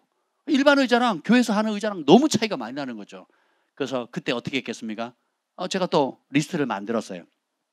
의자 80개, 또 뭐 키보드가 필요하대요. 그래서 뭐 우리 교회 쓸만한 거 하려면 창립하려면 얼마면 됩니까? 그랬더니 그 모델명하고 가격을 알아봤더니 한 500만 원 한대요. 또 썼어요. 모델에다가 500만 원 딱 쓰고, 또 뭐 믹스기는 또 뭐 몇백만 원, 뭐 다 100단위에요. 다 100단위. 성도 몇 명? 3명이요? 아니요. 아니, 우리 가족은 성도가 아니죠. 가족은 종들이고 성도 제로. 성도 제로인데 그걸 써놓고 이제 붙여놓고 기도하기 시작해요. 제 책상 앞에. 그리고 이 말씀 기도는 내가 너에게 말하노니, 누가 말씀하시는 거예요? 예수님이 우리에게 약속하신 거예요. 무엇이든지 기도하고 구하는 것은 받은 줄로 믿으라. 그리하면 너에게 그대로 되리라. 그랬더니 진짜 그 비싼 의자가 나온 거예요. 지금도 저에게서 제일 비싼 게 여러분 의자입니다. 의자. 할렐루야. 숫자가 많아요. 여러분 의자가 싸구려 의자가 아니에요. 설교를 길게 하는 설교를 들어야 되고 기도를 오래 하셔야 되기 때문에 제가 신경을 많이 쓴 겁니다. 접이식 의자가 뭐 의자가 찌그러지거나 그러면 여러분 나가시면 안 되잖아요.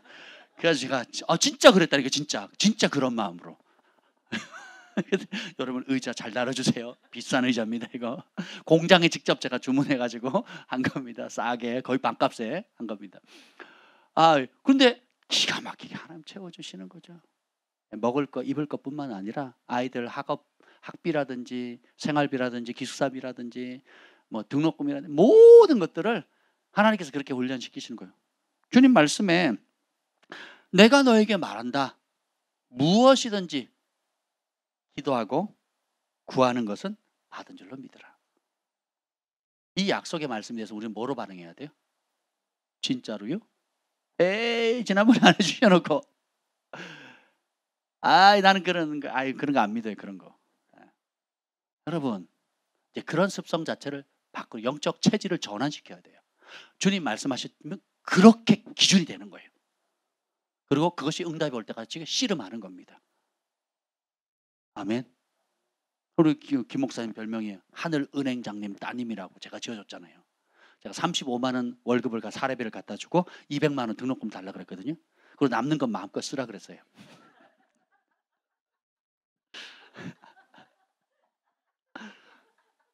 말씀을 하면 믿음으로 받으셔야지 또. 진짜 그랬어요. 진짜. 왜냐하면 그리고 구제하거나 또 긍휼 사역을 하는 데 있어서는 허락받지 말고, 그러니까 어느 금액 이상은 그냥 마음껏 하라고. 그렇게 하실 수 있는 이유는 믿음이 아니고 통장에 잔고가 없었거든요. 아니 진짜 그 마음에서 평생 그 마음이에요. 평생. 앞으로도 그럴 겁니다. 지금까지도 그래왔고 앞으로도 계속 그럴 겁니다. 하나님께서 긍휼을 베풀라고 하는 곳에는 우리가 주저함 없이, 특별히 성령께서 막지 않는 이상은, 저희 평생에 그런 거 몇 번 없었어요. 한두 번밖에 없었습니다. 그런 걸 제외하고는 선한 사업에 힘쓰라 그랬잖아요. 선한 일에 힘쓰라 그랬잖아요. 그거는 물어봐야 뭐 이런 게 아니에요. 그냥 하면 돼. 물에 빠진 사람 구해야 돼요, 말아야 돼요. 배고픈 사람, 굶어 죽는 사람 어떻게 먹여야 돼요, 말아야 돼요? 먹여야 돼요. 그걸 뭐 기도해보고 응답 오면 합니까? 응답 물에 빠서 꼬록꼬록 하는데 기도해보고 응답이 오면 건져주면 기도하다가 다 죽어요. 제가 말씀드렸잖아요. 기도할 때가 있고 성경에는 명백히 행동하라고 명할 때가 있거든요. 그걸 섞으시면 안 돼요. 괜히 신령한 척, 괜히 뭐 기도 안 하다가 하는 척 응답받 그럴 필요 없어요. 예, 그렇게 하는 거 아닙니다.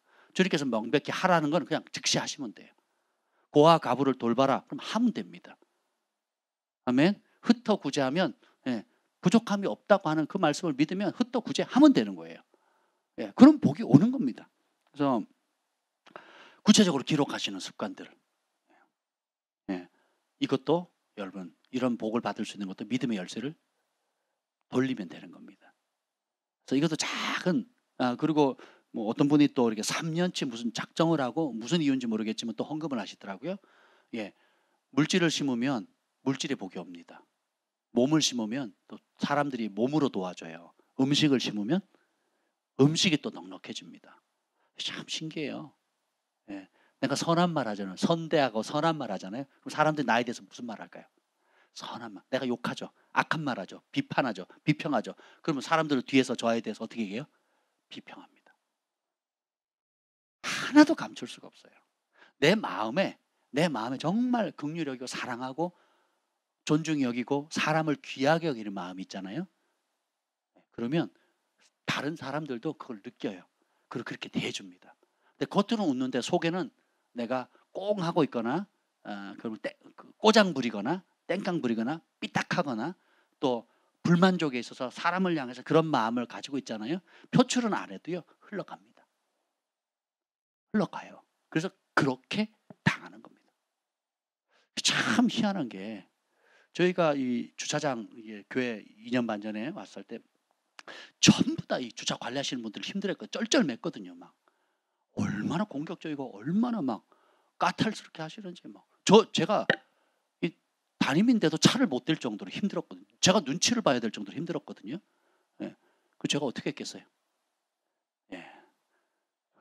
처음에는 까탈스러운 뭐 누구 뭐 더 까탈스러운 누구 뭐 이렇게 사람들이 얘기를 하더라고요. 이름부터 바꾸라고. 좋으신 할아버지, 더 좋으신 할아버지. 일단 그렇게 바꾸자 그랬어요. 정 목사님 보고. 그래 바꾸자고. 그래서 광고도 그렇게 했잖아요. 그리고 제 아버지 부모님 대하듯이 인사하고 그리고 먹을 거 생기면 갖다 드리고 제가 얼마나 갖다 바쳤는지 지금도 합니다. 지금도. 홍삼 갖다 바치고요. 또 직접 제가 모가차를 이틀 전에 얼마나 추웠습니까? 모가차를 큰 데 타가지고 갖다 드렸어요. 또 아프시대요. 아프시면 또 제가 그 생강차를 또 크게 타가지고 아프신데 제가 드시고 힘내시라고. 그리고 먹을 게 있으면 손에 있으면 김 목사님도 그러고 우리도 그러고 뭐 또 우리 식사 때 뭐 음식 나오면 또 뭐 간식 나오면 여러분들이 또 열심히 하잖아요. 그래서 지난번에 그 주인을 만났을 때 여기 건물주 만났을 때 참 정말 너무 아름다운 이야기를 들었잖아요. 교회에 대한 기독교에 대한 이미지를 바꿨다고. 저희 교회 성도들이 얼마나 아름답게 섬겼는지 인사 잘하고 따뜻하게 대하고 그러니까 그 기분이 얼마나 제가 가만히 생각해도 여러분이 정말 잘 살아오셨어요. 잘 섬겨주셨거든요. 그러니까 야 지금은 완전히 우리 세상이잖아요. 우리 세상. 아멘. 이 건물을 접수해야 되는데 아무튼 그래서 여러분 믿음의 선한 싸움을 싸우세요. 힘든 그대로 복을 주십니다. 그래서 여러분들 필요가 있으면 비교하지 마시고 또 다른 사람 시기하지 마시고 그냥 오늘 내 손에 한 움큼 쥐어져 있는 이것이 무언가를 어떻게 이것을 하나님 기뻐하는 대로 쓸 건가를 생각해 보세요. 성경에 나타나는 공급의 기적들을 다 보십시오. 부자들에게 일어난 경우가 거의 없습니다. 성경에 일어나는 공급의 기적은 다 뭐예요? 끝자락에 간 사람이 마지막 남은 것을 하나님의 명령이 있을 때 말씀이 있을 때 믿음으로 순종한 사람들에게 일어납니다. 저희를 그렇게 훈련시키셨거든요.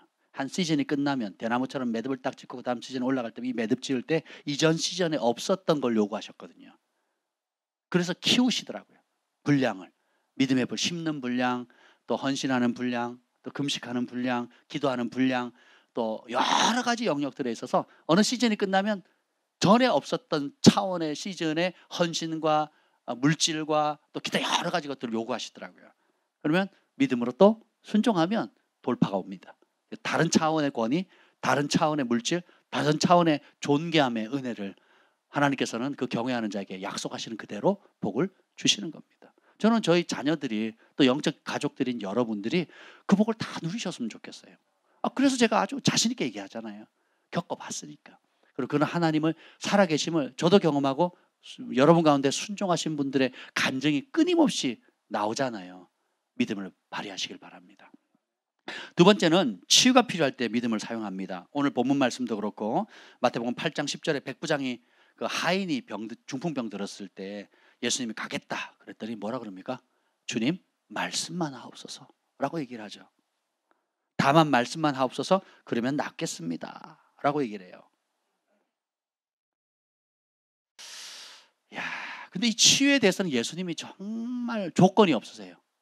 어떻게든 치유하시려고 작정했습니다. 백부장 믿음 때문에 가라 네 믿는 대로 되라 그러시고는 9장 2절 읽읍시다. 다른 중풍병자가 나와요. 이 중풍병자는 중풍병의 원인이 있습니다. 9장 2절 읽어봅시다. 9장 2절 시작. 침상에 누운 중풍병자를 사람들이 데리고 오거늘 예수께서 그들의 믿음을 보시고 중풍병자에게 이르시되 작은 자야 안심하라 내 죄 사함을 받았느니라. 이 한 구절에 굉장히 많은 영적인 보석들을 담고 있어요. 중풍병이 왜 걸렸어요? 죄 때문이라는 거예요. 모든 중풍병이 죄 때문은 아닙니다. 그거는 몰라요. 그런데 어떤 병이든 죄와 관련이 되어 있습니다. 본인의 죄든 부모의 죄든 또 뭐 알고 했던 모르고 했던 죄와 관련이 되어 있어요. 질병은 천국엔 질병이 없습니다. 근데 보면 그 중풍병자가 믿음이 있었던 것도 아니고 중풍병자의 의지도 아니에요. 누구의 믿음? 친구들의 믿음이에요. 도전되지 않습니까? 우리가 사역을 하다 보면 이래서 안 되고 저래서 안 되고 뭐 때문에 안 되고 뭐 안 될 이유를 많이 찾잖아요. 그렇지 않습니까? 물론 우리가 서로 믿음이 사역하는 사람이나 사역을 받는 사람이 하나가 되면 최고의 효과를 얻겠죠. 그런데 우리 인생이 그렇지 않잖아요. 아예 뭐 심각한데 나는 뭐 치유도 관심 없고 난 이대로 죽고 난 이대로 죽을란다 하고 삶을 포기한 사람도 있거든요. 근데 그런 사람을 또 껌딱지처럼 달라붙어 가지고 끝까지 5년 10년을 쫓아다니면서 변화시키고 영혼 구원하려고 막 묻는 사람도 있는데 결국 하나님 은혜를 주시거든요. 그 죄인의 믿음이 아니고 그 친구의 믿음을 통해서. 오늘 여기 보면 중풍병자 친구 다른 성경에는 뭐라고 나옵니까? 지붕을 뚫었잖아요. 공중에 달 한번 했잖아요. 예수님 앞에 가져가려고. 그랬더니 그들의 믿음을 보고 뭐라고 합니까? 똑같이 네 죄 사함을 받았다 그러거든요.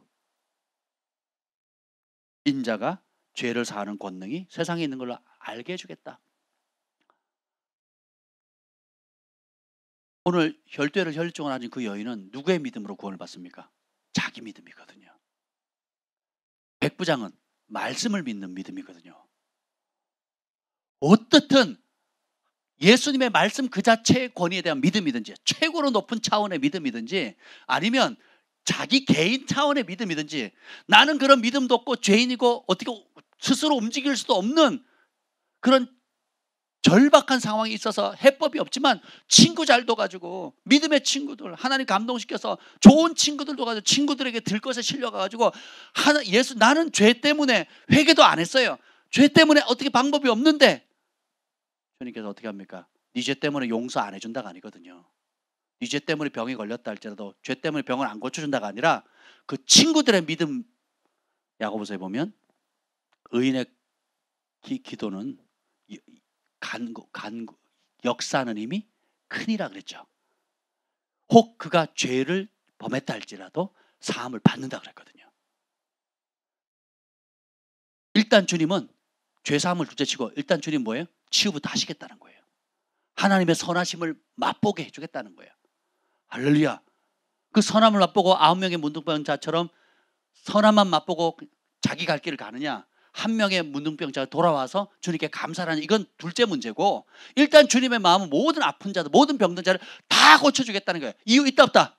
조건 없다는 거예요. 오히려 반대예요. 할 자격도 없고 할 의지도 없는데 친구들의 믿음을 동원해서라도 치유하시겠다는 거예요. 우리 아버지의 마음이 어떻게 보이십니까? 우리 예수님의 마음이 어떻게 보이십니까? 우리가 사역을 섬세히 하거나 하다 보면 여러 안 될 이유들이 크게 보일 때가 있어요.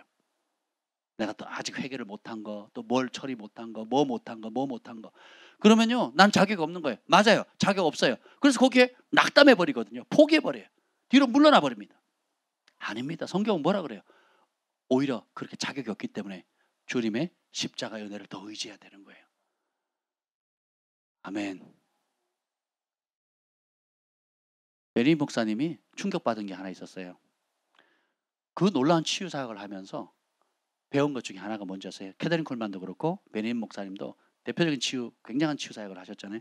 그리고 스미스 비걸스도 그렇고 모든 그 세계적인 치유 사역자들이 공통적으로 배운 게 뭔지 아세요?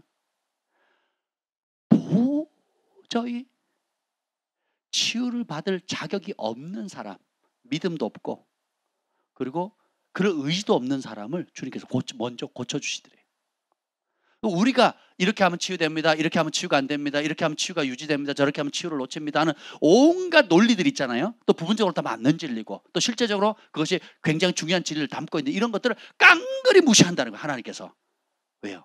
우리 하나님의 자비하심과 사랑과 긍휼하심은 우리가 생각하는 논리를 월등히 뛰어넘는 거예요. 지나가던 집회가 장소 주변에 지나가던 마약하는 사람이 뭐하나 하고 사람들이 왜 이렇게 모였지 하고 있다가 하나님 은혜를 받고 마약이 끊어져 버리는 거예요. 지나가는 노숙자가 사람들이 뭐하지 구걸하러 들어갔다가 이 한쪽이 마비였는데 구걸하러 들어갔다가 그냥 나와버린 거예요. 영접 기도도 안 했고 뭐 결단도 안 하고 설교를 들은 것도 아니에요. 그냥 그거 들어갔는데 나와버린 거예요. 한두 번이 아닙니다. 한두 번이. 우리 하나님의 자비하심을 이 조그마한 이걸로 우리가 이해할 수가 없어요. 이해할 수가. 하나님의 긍휼, 크신 사랑을 우리가 알게 되면 제가 왜 이 말씀을 드립니까? 그 은혜의 보좌 앞에 더 담대히 나아가자는 거예요. 그리고 우리 주님께서 얼마나 한 영혼들을 영적으로 구원할 뿐만 아니라 실질적인 삶의 이 땅을 살아가는 동안에 귀신 들리고 고통받는 거, 가난으로 고통받는 거, 질병으로 고통받는 거, 온갖 종류의 다약한 연약함들 가운데 조건을 하나도 안 거십니다. 먼저 고치십니다.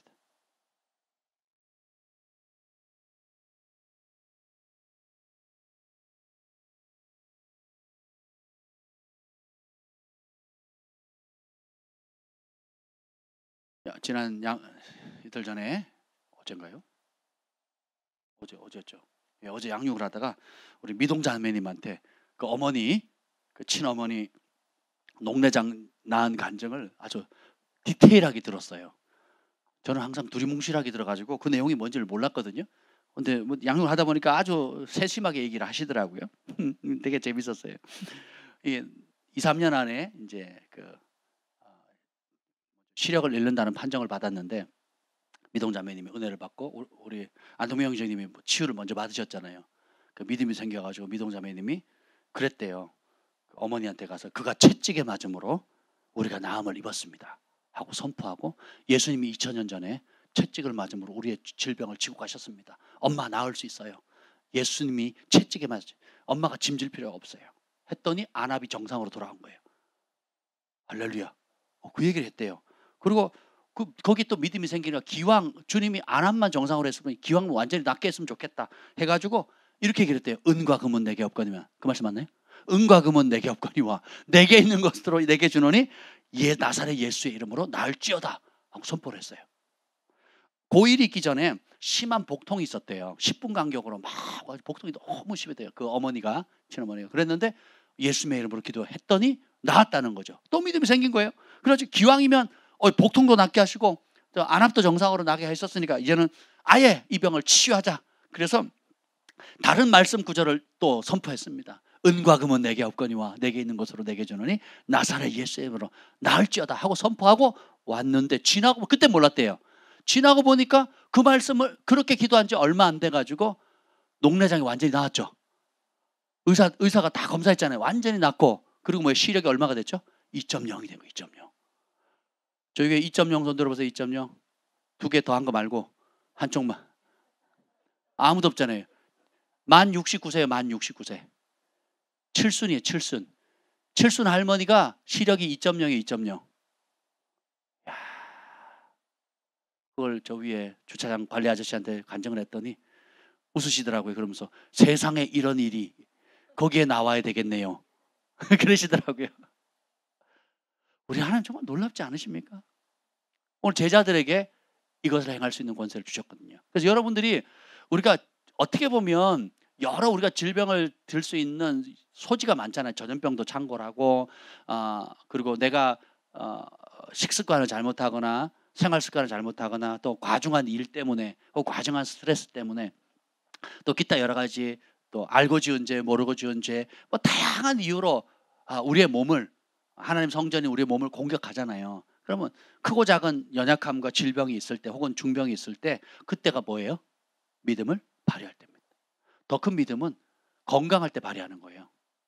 건강할 때 내 몸은 주님의 성전이다. 주님이 통치하는 것이다. 그 어떤 것도 들어오지 못할지어다. 시편 91편을 또 선포하는 거예요.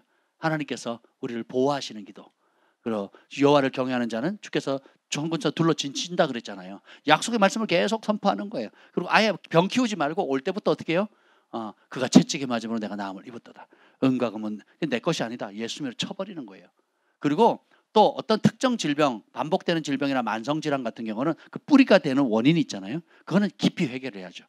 깊이 해결하고 그걸 다룬받아야 돼요. 혼자 못하면 사역팀이나 우리 사역자들한테 도움을 받으시면 빨리 해결을 받을 수가 있죠. 그렇죠? 그래서 이런 모든 것도 우리 자녀들이 아플 때 기도하고. 아멘.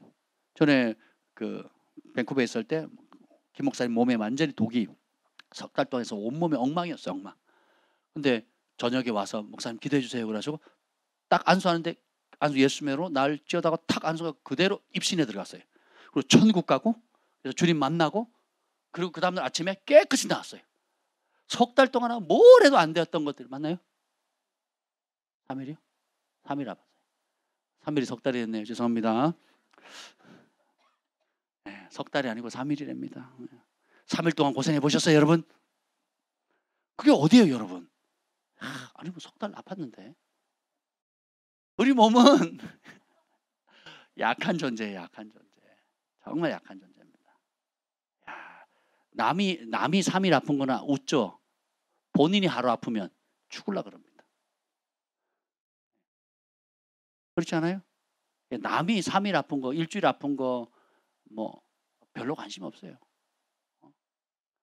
그러니까 손이 지금 긁혀가지고 지금 요 안팎으로 지금 엉망이 됐거든요. 아무도 관심 없잖아요. 저는 맨날 지금 아파가지고 손에 물 씻을 때마다 아픈데 아무도 관심 없잖아요. 저랑 같이 사는 분도 별로 관심이 없더라고요. 누굴 위해서 내가 이렇게 고생을 했는데.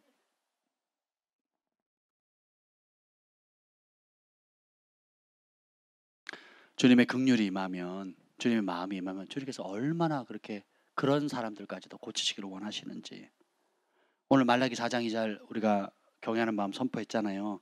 내 이름을 경외하는 너에게 공의로운 해가 떠올라서 치료하는 광선을 비추리니 외양간에서 나온 송아지처럼 뛰리라.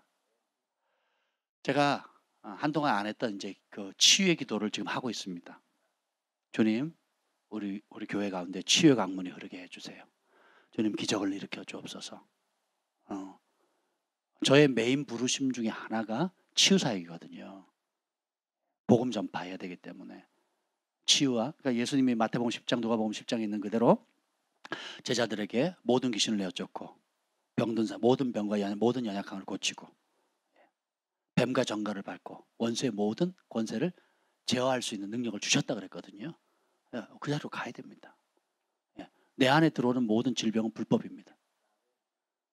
우리는 여러 안전장치 해결할 수 있는 방법이 있어요. 내 믿음으로 선포할 수 있고 예수님의 2000년 전에 이미 십자가에서 다 지불하셨어요. 다 지불하셨어요. 믿음을 어떻게 발휘하느냐? 2000년 전에 그가 채찍에 맞음으로 우리가 나음을 입었다. 그는 실로 우리의 질병과 고통을 짊어지셨다. 다 지불하셨다. 그게 다 이루었다가 테텔레스타이라고 했잖아요. 그게 상업적 용어거든요. 빚을 다 갚았다라는 거예요. 오늘 질병의 원인이 뭐라 그랬어요? 죄라 그랬죠. 이 죄를 살 수 있는 죄값을 이미 다 예수님이 지불하셨어요. 그러면 죄 때문에 병이 오는데, 그죠? 그 병의 근원되는 죄를 주님께서 다 해결해 버리신 거예요. 그러니까 우리 몸에 들어오는 죄는 다 불법인 거예요. 이걸 마음에 새겨야 돼요. 그걸 선포하셔야 돼요. 마치 너희가 무엇인지 기도하고 구한 것은 받은 줄로 믿으라. 그리하면 그대로 된다고 한 것처럼 이 약속의 말씀을 언제까지 선포해야 돼요? 될 때까지, 아멘, 될 때까지, 아멘. 그것도 맞아요. 근데 그 전에 뭐 해야 돼요? 내 마음에 진짜로 믿어질 때까지. 여러분, 이미 우린 죽었잖아요. 우리 인생 끝났어요. 예수 믿기 전에. 예수님을 믿고 변화되는 순간 이전에 철수는 없어요. 이전에 여러분은 없다고요. 이전에 제 여기는 없어요. 그러니까 이미 죽은 모습이에요. 세례 받는 순간, 침례 받는 순간 우리는 이미 죽은 거예요. 그 다음부터 예수님과 새 생명이에요. 이제 죽어도 언제 죽어도 여한이 없는 거죠. 이게 정상적인 그리스도인입니다. 그렇기 때문에 이제는 내 몸이 내 게 아니에요. 주님의 것인데 누가 주님의 것을 이렇게 병들게 하고 아프게 합니까? 불법이죠. 그러니까 어떻게 돼요? 분노를 가져야 돼요. 폭풍과 풍랑을 주님께서 꾸짖으신 것처럼 우리 안에 그 폭풍과 풍랑을 왜 꾸짖습니까? 죽이러 오는 거잖아요. 죽이는 통로잖아요. 질병도 우리를 죽이러 오는 거잖아요. 우리 예수 믿는 사람 병들어서 죽는 게 아닙니다. 예수님 믿는 사람은 주님을 잘 건강하게 살다가 사명 다하고 자는 동안에 주님께서 부르시는 동안 쑥 가야 돼요. 이게 복이에요. 여러분이 병들어서 병치료하다 죽는다는 생각하지만 그게 당연하다고 생각하지 마세요. 그것도 불법입니다. 평생 내가 젊은 때만큼 몸은 힘은 없을지 몰라도 건강하게 살다가 주님 사명 다하면 그냥 건강하게 가는 거예요. 할렐루야. 그게 복인 줄 믿습니다. 저는 그렇게 갈 거예요. 네. 여러분도 그렇게 가시길 축복합니다. 그러면 어떻게 돼요? 이 복을 선포해야 돼요. 예수님이 채찍에 맞음으로 내가 나음을 입었도다. 믿음으로 그리스도께서 너희 마음에 계시게 하시며 이 보배를 질그릇에 가졌나니. 이야. 엘리야가 병들어서 죽었습니까? 모세가 병들어서 죽었습니까? 예수님 병들어서 죽으셨나요? 세례요한이 병들어 죽었습니까? 바울이 병들어 죽었습니까? 성경에 하나님을 경외했던 사람들 가운데 병들어 죽지 않은 사람이 많습니다. 다니엘이 병들어 죽었나요? 한번 생각해 보세요, 여러분. 다윗이 병들어 죽었습니까? 병들어 죽은 게 아니에요. 쇠약해서 죽은 거지. 사명을 다해서 죽은 거지. 여러분이 죽으려면 병이 들어야 되나 보다 이렇게 생각하시면 안 된다고요. 그게 하나님 계획이 아니시라고요. 그렇게 여러분이 믿으셔야 돼요. 예. 그리고 그걸 계속 선포하십니다. 그 천국의 약속의 말씀이 현실이 되기까지 계속 선포하는 거예요. 제가 왜 이 말씀을 드리냐? 제가 여러 죽을 고비도 넘겼고 아픔도 많았고 또 그런 어떤 실질적인 공격들이 많았었거든요. 그러니까 아픔의 한계점에 딱 다르니까 어떻게 되냐면 이 초월한다 그래야 되나? 뭐 이래도 안 되고 저래도 안 되니까 그냥 제 선을 넘어섰잖아요. 제 선을 넘어섰기 때문에 주님, 그때 고백이 나오더라고요. 저는 주님의 것입니다. 살아도 주의 것이고 죽어도 주의 것입니다. 주님, 내가 부족한 거, 내가 죄 지은 거 회개합니다. 주님 은혜를 베푸시며 나를 사용해 주세요. 나를 고쳐주세요. 회복시켜 주세요. 용서해 주세요. 나는 주님의 것입니다. 하니까 딱 그 자리에 가면 깨끗해지더라고요. 신기해요. 정말 신기해요. 제가 아침에 이렇게 운동하는 게 여러분 되게 어떻게 보실지 모르겠어요. 저는요 은혜거든요. 정말 은혜거든요. 기어 다녀보셨어요 여러분? 네. 화장실을 못 가가지고 화장실 용별 보는데 힘을 못 주는 거예요. 처박혀가 쓰러져가지고 내가 1시간 쓰러졌는데 3시간 쓰러졌는지 기억도 안 나요. 그런 경험도 여러 번 했습니다. 저만 그렇겠습니까? 여러분도 남모르는 아픔들이나 연약함이나 또 오래된 만성질환이나 기타 여러 가지 있을 거 아니겠습니까? 당연한 겁니까? 평생 안고 가시겠습니까? 아니면 이미 2000년 전에 예수님께서 그 모든 대가를 지불하셨는데 그 권리를, 치유의 권리를 누리시겠습니까? 믿음으로 선포하시길 바랍니다. 내 믿음으로 안 되면 믿음 좋은 친구들 사귀세요. 서로. 그래가지고 그 내 친구처럼 지붕을 뚫어서라도 주님 중보자를 세우고, 얼마나 주님께서, 제가 지금 시간이 없어서 못 나누지만 복음서 전체를 읽어보세요. 주님께서 얼마나 치유하는 일에 시간을, 애정을 많이 쏟아내시는지. 그분의 사역의 대부분의 시간을 치유하는 데 보내시거든요. 그만큼 주님께서 우리를 사랑하시고 건강하기를 원하시고 모든 질병과 고통으로부터 자유케 되기를 원하신다는 거죠. 요거는 꼭 해야 될 것 같아요. 왜냐하면 이제 세 번째 더 있는데 요 한 가지만 더 할게요. 그게 뭐냐면 마태복음 8장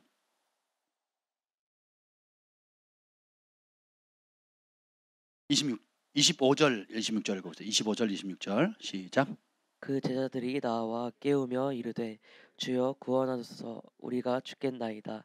예수께서 이르시되 어찌하여 무서워하느냐 믿음이 작은 자들아 하시고 곧 일어나사 바람과 바다를 꾸짖으시니. 세 번째는 뭐냐면 두려울 때, 죽을 것 같이 무서울 때, 바로 그때가 믿음을 사용할 때입니다. 이 두려움은 지금 제자들이 어부였는데 바다의 풍랑 때문에 이건 끝장났다. 우리 힘에 이건 안 된다. 전문가의 입장을 봤을 때도 우리는 끝났다 하는 그 죽음의 공포 앞에서 어떻게 해요? 예수님 뭐라 그럽니까? 어찌하여 무서워하느냐.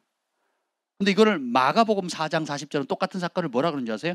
어찌하여 이렇게 무서워하느냐? 너희가 어찌 믿음이 없느냐. 그러니까 무서워하는 것과 믿음은 연결되어 있죠. 그러니까 믿음이 없으면 무서워하는 거고, 무서워하면 믿음이 없는 거죠. 안 무서워하면 믿음이 있는 거고, 무서워하면 믿음이 없는 거예요. 다르게 표현하면 여러분이 하나님을 경외하는 거룩한 두려움이 아닌 가짜 두려움들, 건강에 대한 두려움, 노후에 대한 두려움, 진로에 대한 두려움, 자연환경, 사람에 대한 두려움, 예상치 못한 위기에 대한 두려움, 자식을 잃을 것에 대한 두려움, 교통사고에 대한 두려움. 어떤 친구는요, 교통사고 털고 있잖아요. 그 하이패스를 못 지나가요. 하이패스를 10km, 20km 가요. 거기 지나가다 몇 번 부딪혔거든요. 그러니까 하이패스를 30km 이상을 못 지나가는 거예요. 그럼 하이패스가 아닌 거죠. 그렇지 않습니까? 그 두려움 때문에 떱니다. 저한테 몇 번 상담 왔거든요. 목사님 어떻게 하이패스를 그렇게 얼마로 지나가네요? 저는 100km, 뭐 80km, 뭐 120. 하여튼 쿡쿡 지나갑니다. 그랬더니 어떻게 그럴 수 있냐고. 어떻게 그렇게 못 지나가냐고. 무섭대요. 왜 무섭냐 그랬더니 몇 번 사고 났었대요.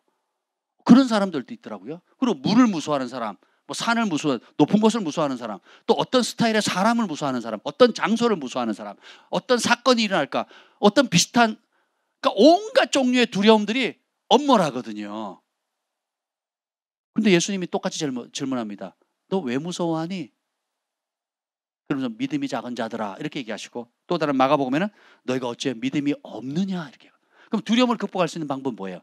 믿음을 갖는 거죠. 그때 믿음을, 여러분을 두렵게 하는, 지금 제일 여러분을 두렵게 하는 게 뭡니까? 거기에 믿음을 작동시키는 거예요. 그리고 거기에 예수님이 어떻게 폭풍을 잠잠하게 하십니까? 꾸짖는 거예요. 두려움과 믿음은 공존이 불가합니다. 여러분이 진짜 주님을 믿으십니까? 진짜 주님을 신뢰하십니까? 하나님 보호하심을 신뢰하세요? 그런데 두려움이 있다? 그럼 둘 중에 하나 문제예요. 그 믿음은 가짜입니다. 메타인지 아셔야 돼요. 내가 뭔가 두렵다. 두렵다. 주께로부터 나오지 않은 모든 것, 어떤 것이 두렵다. 그것이 어떤 것이든지 두렵다. 그러면 여러분 그 영역에 있어서 믿음은 가짜입니다. 그럼 어떻게 해야 돼요? 직면해야 돼요. 그리고 예수님이 주신 권세를 가지고 어떻게 해요? 그것을 나를 두렵게 하는 풍랑아, 폭풍아, 바람아, 잠잠하라. 예수님이 꾸짖으셨다면 우리도 꾸짖어야 되겠죠. 뭘로 꾸짖습니까? 입으로. 그래서 우리 입술의 권세가 굉장히 중요해요. 오늘 밤에 여러분 기도하실 때에 어떻게 하셔야 되겠어요? 이 입술의 권세를 사용하셔야 돼요. 자꾸 자기 연민이나 내가 부족해서 내가 어떻게 해서 자격 없어. 내가 자격 없어요. 우리는 다 자격 없다고요. 자격이 없고 우리는 해답도 없어요. 그러니까 어떻게 해요? 예수님을 의지하라는 거예요. 예수님이 주셨다는 거예요. 예수님이 해답을 가지고 계시다는 거예요. 그분을 붙잡으라는 거예요. 없다고 자기 연민에 눌러 앉을 게 아니고 잠수 탈 게 아니라 진짜 없다고 믿으면 진짜 있다고 생각하는, 진짜 가지고 계신 분, 능력 있는 분, 치유하시는 분, 평강 주시는 분, 모든 해답에 그런 대신 그분을 꽉 붙잡으라는 거예요. 그리고 그분의 이름을 사용하라는 거예요. 은과 금은 내게 없거니와 내게 있는 것으로 너에게 주노니 잠잠하라. 예수님의 이름으로 평안하라. 두려움은 떠나갈지어다. 사용해야 됩니다. 누가복음 8장 25절에 똑같은 사건을 이렇게 말씀합니다. 제자들에게 이르시되 너희 믿음이 어디 있느냐? 폭풍이 올 때, 죽음의 위기가 올 때 예수님의 질문은 뭐예요? 두려워할 게 아니라 너희 믿음이 어디냐? 이 질문은 무슨 질문이에요? 왜 내가 너에게 준 믿음 사용하지 않느냐 얘기해요. 왜 사용하지 않느냐? 의외로 사람들에 대한 두려움이 많이 잡혔습니다. 가족들, 부부 사이에 남편은 아내를, 아내는 남편을, 또 심지어 자식을 무서워하는 사람도 있고 부모를 무서워하는 사람도 있습니다. 또 직장 가면 직장에서 만나는 사람, 혹은 불특정 다수의 누구든지 인간은 다 무서워요. 그러니까 사람 대하는 것 자체가 싫은 사람도 있어요. 하여튼 이런 두려움들, 하나님을 경외하는 것 외의 모든 두려움은 원수마귀가 준 겁니다. 예, 어떻게 해야 되겠어요? 믿음을 너희 믿음이 어디 있느냐 이렇게 질문하시니까 우리는 어떻게 해야 되겠어요? 주님이 질문하십니다. 왜 믿음을 사용하지 않느냐? 그때가 바로 믿음을 발휘하는 겁니다. 폭풍을 향해서, 모든 두려움을 향해서 주님께서 어떻게 하셨어요? 꾸짖었죠. 꾸짖을 때는 어떻게 돼요? 조용히 해요? 세게 해요? 세게 하는 겁니다. 제가 오늘 아침에 여러분을 위해서 중보하는데 세게 기도했습니다. 세게 기도했어요. 여러분을 괴롭히는 마귀, 여러분을 괴롭히는 자기 연민, 여러분을 괴롭히고 있는 것들에 대해서 성령께서 보여주시는 것들에 대해서 세게 기도했습니다. 막 힘이 나더라고요. 세게 기도하니까 안 춥더라고요. 살살 기도하니까 추워요. 세게 기도하니까 안 추운데 살살 기도하니까 춥더라고요. 여러분, 기왕 싸울 거 믿음에 사는 싸움, 여러분 피 흘리게 싸워야 되지 않겠습니까? 이기는 자가 새하늘과 새 땅을 얻습니다. 어떻게 이겨요? 세상을 이김은 이것이니 곧 너희의 믿음이니라. 우리는 믿음 전문가가 돼야 돼요. 어떻게든지 그 예수님의 마음이 제발 믿음 좀 사용해봐라. 내가 샘플로 보여줬잖니. 바다에 풍랑이 일어서 두려워서 했던 적이 한두 번이 아니잖아요. 베드로는 무리를 걷잖아요. 그 관련된 사건이 여러 번 있었음에도 불구하고 또 여러 번 오병이어와 같은 사건들을 했음에도 불구하고 제자들은 여전히 생계 걱정하고 자기 자리, 큰 자리 차지하려고 하고 죽음에 대해서 무서워하고 예수님 죽는다 그러니까 막 다들 죽지 마세요 막 그러죠. 아직도 믿음을 발휘하는 법을 모르는 거예요. 믿음의 눈이 뜨지 않은 겁니다. 나중에 부활하신 후에 제자들이 성령을 받고 이 믿음의 눈이 열리는 순간 그들도 예수님처럼 또 혹은 예수님보다 더 영향력 있는 확장하고 복음을 땅끝까지 증거하는 그 일에 아주 멋진 사람들이 되지 않았습니까? 예. 오늘 이 밤에 우리가 믿음을 사용해서 두려움을 쫓아냈으면 좋겠습니다. 예. 로마서 15장 13절에 보면 소망의 하나님이 모든 기쁨과 평강을 믿음 안에서 너에게 충만하게 하사 성령의 능력으로 소망이 넘치게 하시기를 원하노라. 다시 말하면 기쁨과 평강이 어디에 있냐면 모든 기쁨과 평강이 믿음 안에 있다는 거예요.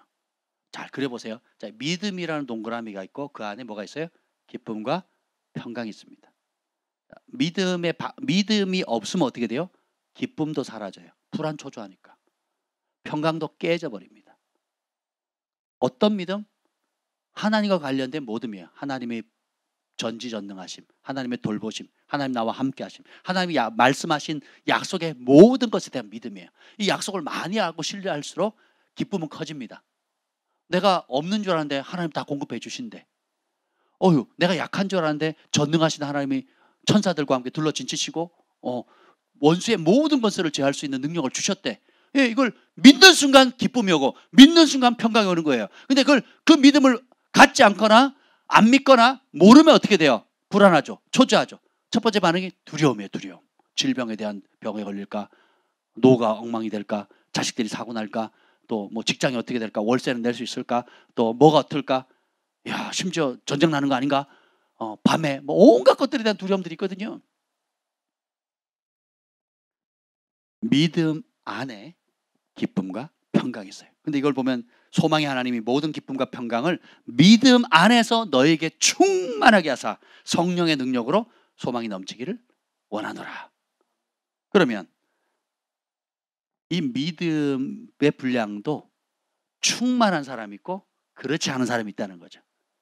겨자씨만한 믿음도 있고 이보다 큰 믿음을 본 적이 없다는 큰 믿음도 있잖아요. 위대한 믿음도 있거든요. 그래서 이 믿음을 키워나갈수록 기쁨이 커져요. 그래서 믿음이 쪼그라들수록 기쁨은 상쇄되고, 믿음이 커질수록 흔들 수 없는 평강이 오고, 믿음이 작아질수록 어떻게 돼요? 믿음에서 시선을 뗄수록 두려움은 커지는 거예요. 환경은 똑같습니다. 이전에도 어려웠고 앞으로도 어려울 것이에요. 근데 하나님이 이전에도 돌보셨고 앞으로도 돌보실 겁니다. 이전에도 부족했는데 하나님이 공급하셨죠. 이전에도 연약했는데 하나님 치유하셨죠. 이전에도 갈 바를 알지 못했는데 주님께서 인도하셨죠. 믿음을 계속 발휘하셔야 돼요. 그럼 오늘을 기뻐할 수 있고 오늘을 감사할 수 있고 평강을 유지합니다. 이것이 반복되어지면 성숙의 꽃이 뭐라 그랬어요? 성숙한 자의 꽃, 성숙의 상징이 뭡니까? 평강이거든요. 어떤 폭풍, 어떤 바람에도 흔들리지 않는 평강이 있어요. 그가 여호와를 신뢰했기 때문이다. 여러분 지금 가장 두렵게 하는 게 뭡니까? 꾸짖으세요. 예수님의 이름으로. 그리고 나를 통치하시는 분이 누구예요? 하나님. 난 누구 거예요? 하나님 거예요. 나는 누구의 뜻을 이루어야 돼요? 누구를 기쁘시게 해야 돼요? 예. 그것을 믿는 거예요. 그리고 그것을 선포하는 겁니다. 입술의 권세를 사용하는 거예요. 오늘 이 밤에 여러분들이 기도하실 때 자기 연민의 기도를 하시겠습니까? 아니면 오늘 배웠던 이외에도 많지만 몇 가지 오늘 배운 것만이라도 여러분 한번 활용해 보지 않겠습니까? 주님께서 나에게 모든 필요를 공급해 주신다. 그리고 내 모든 질병과 아픔과 고통을 치유해 주신다. 그리고 모든 두려움, 심지어 때때로는 죽을 것 같이 어려운 이 두려움도 주님께서 꾸짖으시고 잠잠케 하신다. 나도 그렇게 할 수 있는 권세를 이미 주셨다. 아멘. 예. 주세요, 주세요 구하는 것이 아니라 이미 받은 걸 사용하는 겁니다. 나를 두렵게 하는 두려움은 예수님의 이름으로 떠나갈지어다. 그리스도의 평강이 임할지어다. 믿음 안에 있는 기쁨과 평강으로 충만할지어다. 아멘. 예. 그리고 여러분을 불안초조하게 만드는 모든 것들, 그러니까 우울하게, 낙담, 막막함, 절망, 때때로는 분노하게 만들고 원망하게 하고 남탓하게 만드는 이런 모든 것들을 예수님을 꾸짖는 거예요. 아니다. 나에게는 하나님이 계시다. 너희 믿음이 어디 있느냐? 주님 물으십니다. 그러면 우리가 믿음을 끄집어내야 되겠죠. 그리고 어떻게 돼요? 발휘하는 겁니다. 가장 쉽고 강력한 게 뭐예요? 입술로 선포하는 겁니다. 이 밤에 주님께서 주신 이 믿음의 권세를 사용합시다. 아멘.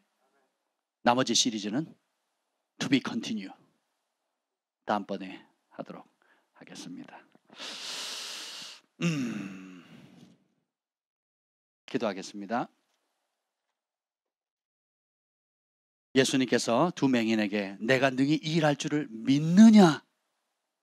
내가 능히 이 일을 할 줄 믿느냐? 주여 믿습니다. 우리에게 너희 믿음이 어디 있느냐? 라고 질문하시는 그 성령의 음성을 들려주시니 감사합니다. 왜 내가 너에게 준 믿음을 사용하지 않느냐? 내가 너에게 준 약속의 말씀을 가지고 그 믿음을 사용하지 않느냐? 주님 그렇게 질문하실 때에 주님 오늘 이 놀라운 진리를 깨달았습니다. 주신 믿음을 사용하겠습니다. 공급하시는 주님, 치유하시는 주님, 두려울 때 평강 주시는 주님, 또 그 외에도 말씀 안에 약속한 수많은 주님의 약속의 말씀을 믿고 하나님 사용하고 발휘하는 저희들 되게 하여 주옵소서. 예수님의 이름으로 기도합니다. 아멘. 우리 두 손을 높이 들고 우리 함께 통성으로 기도하겠습니다.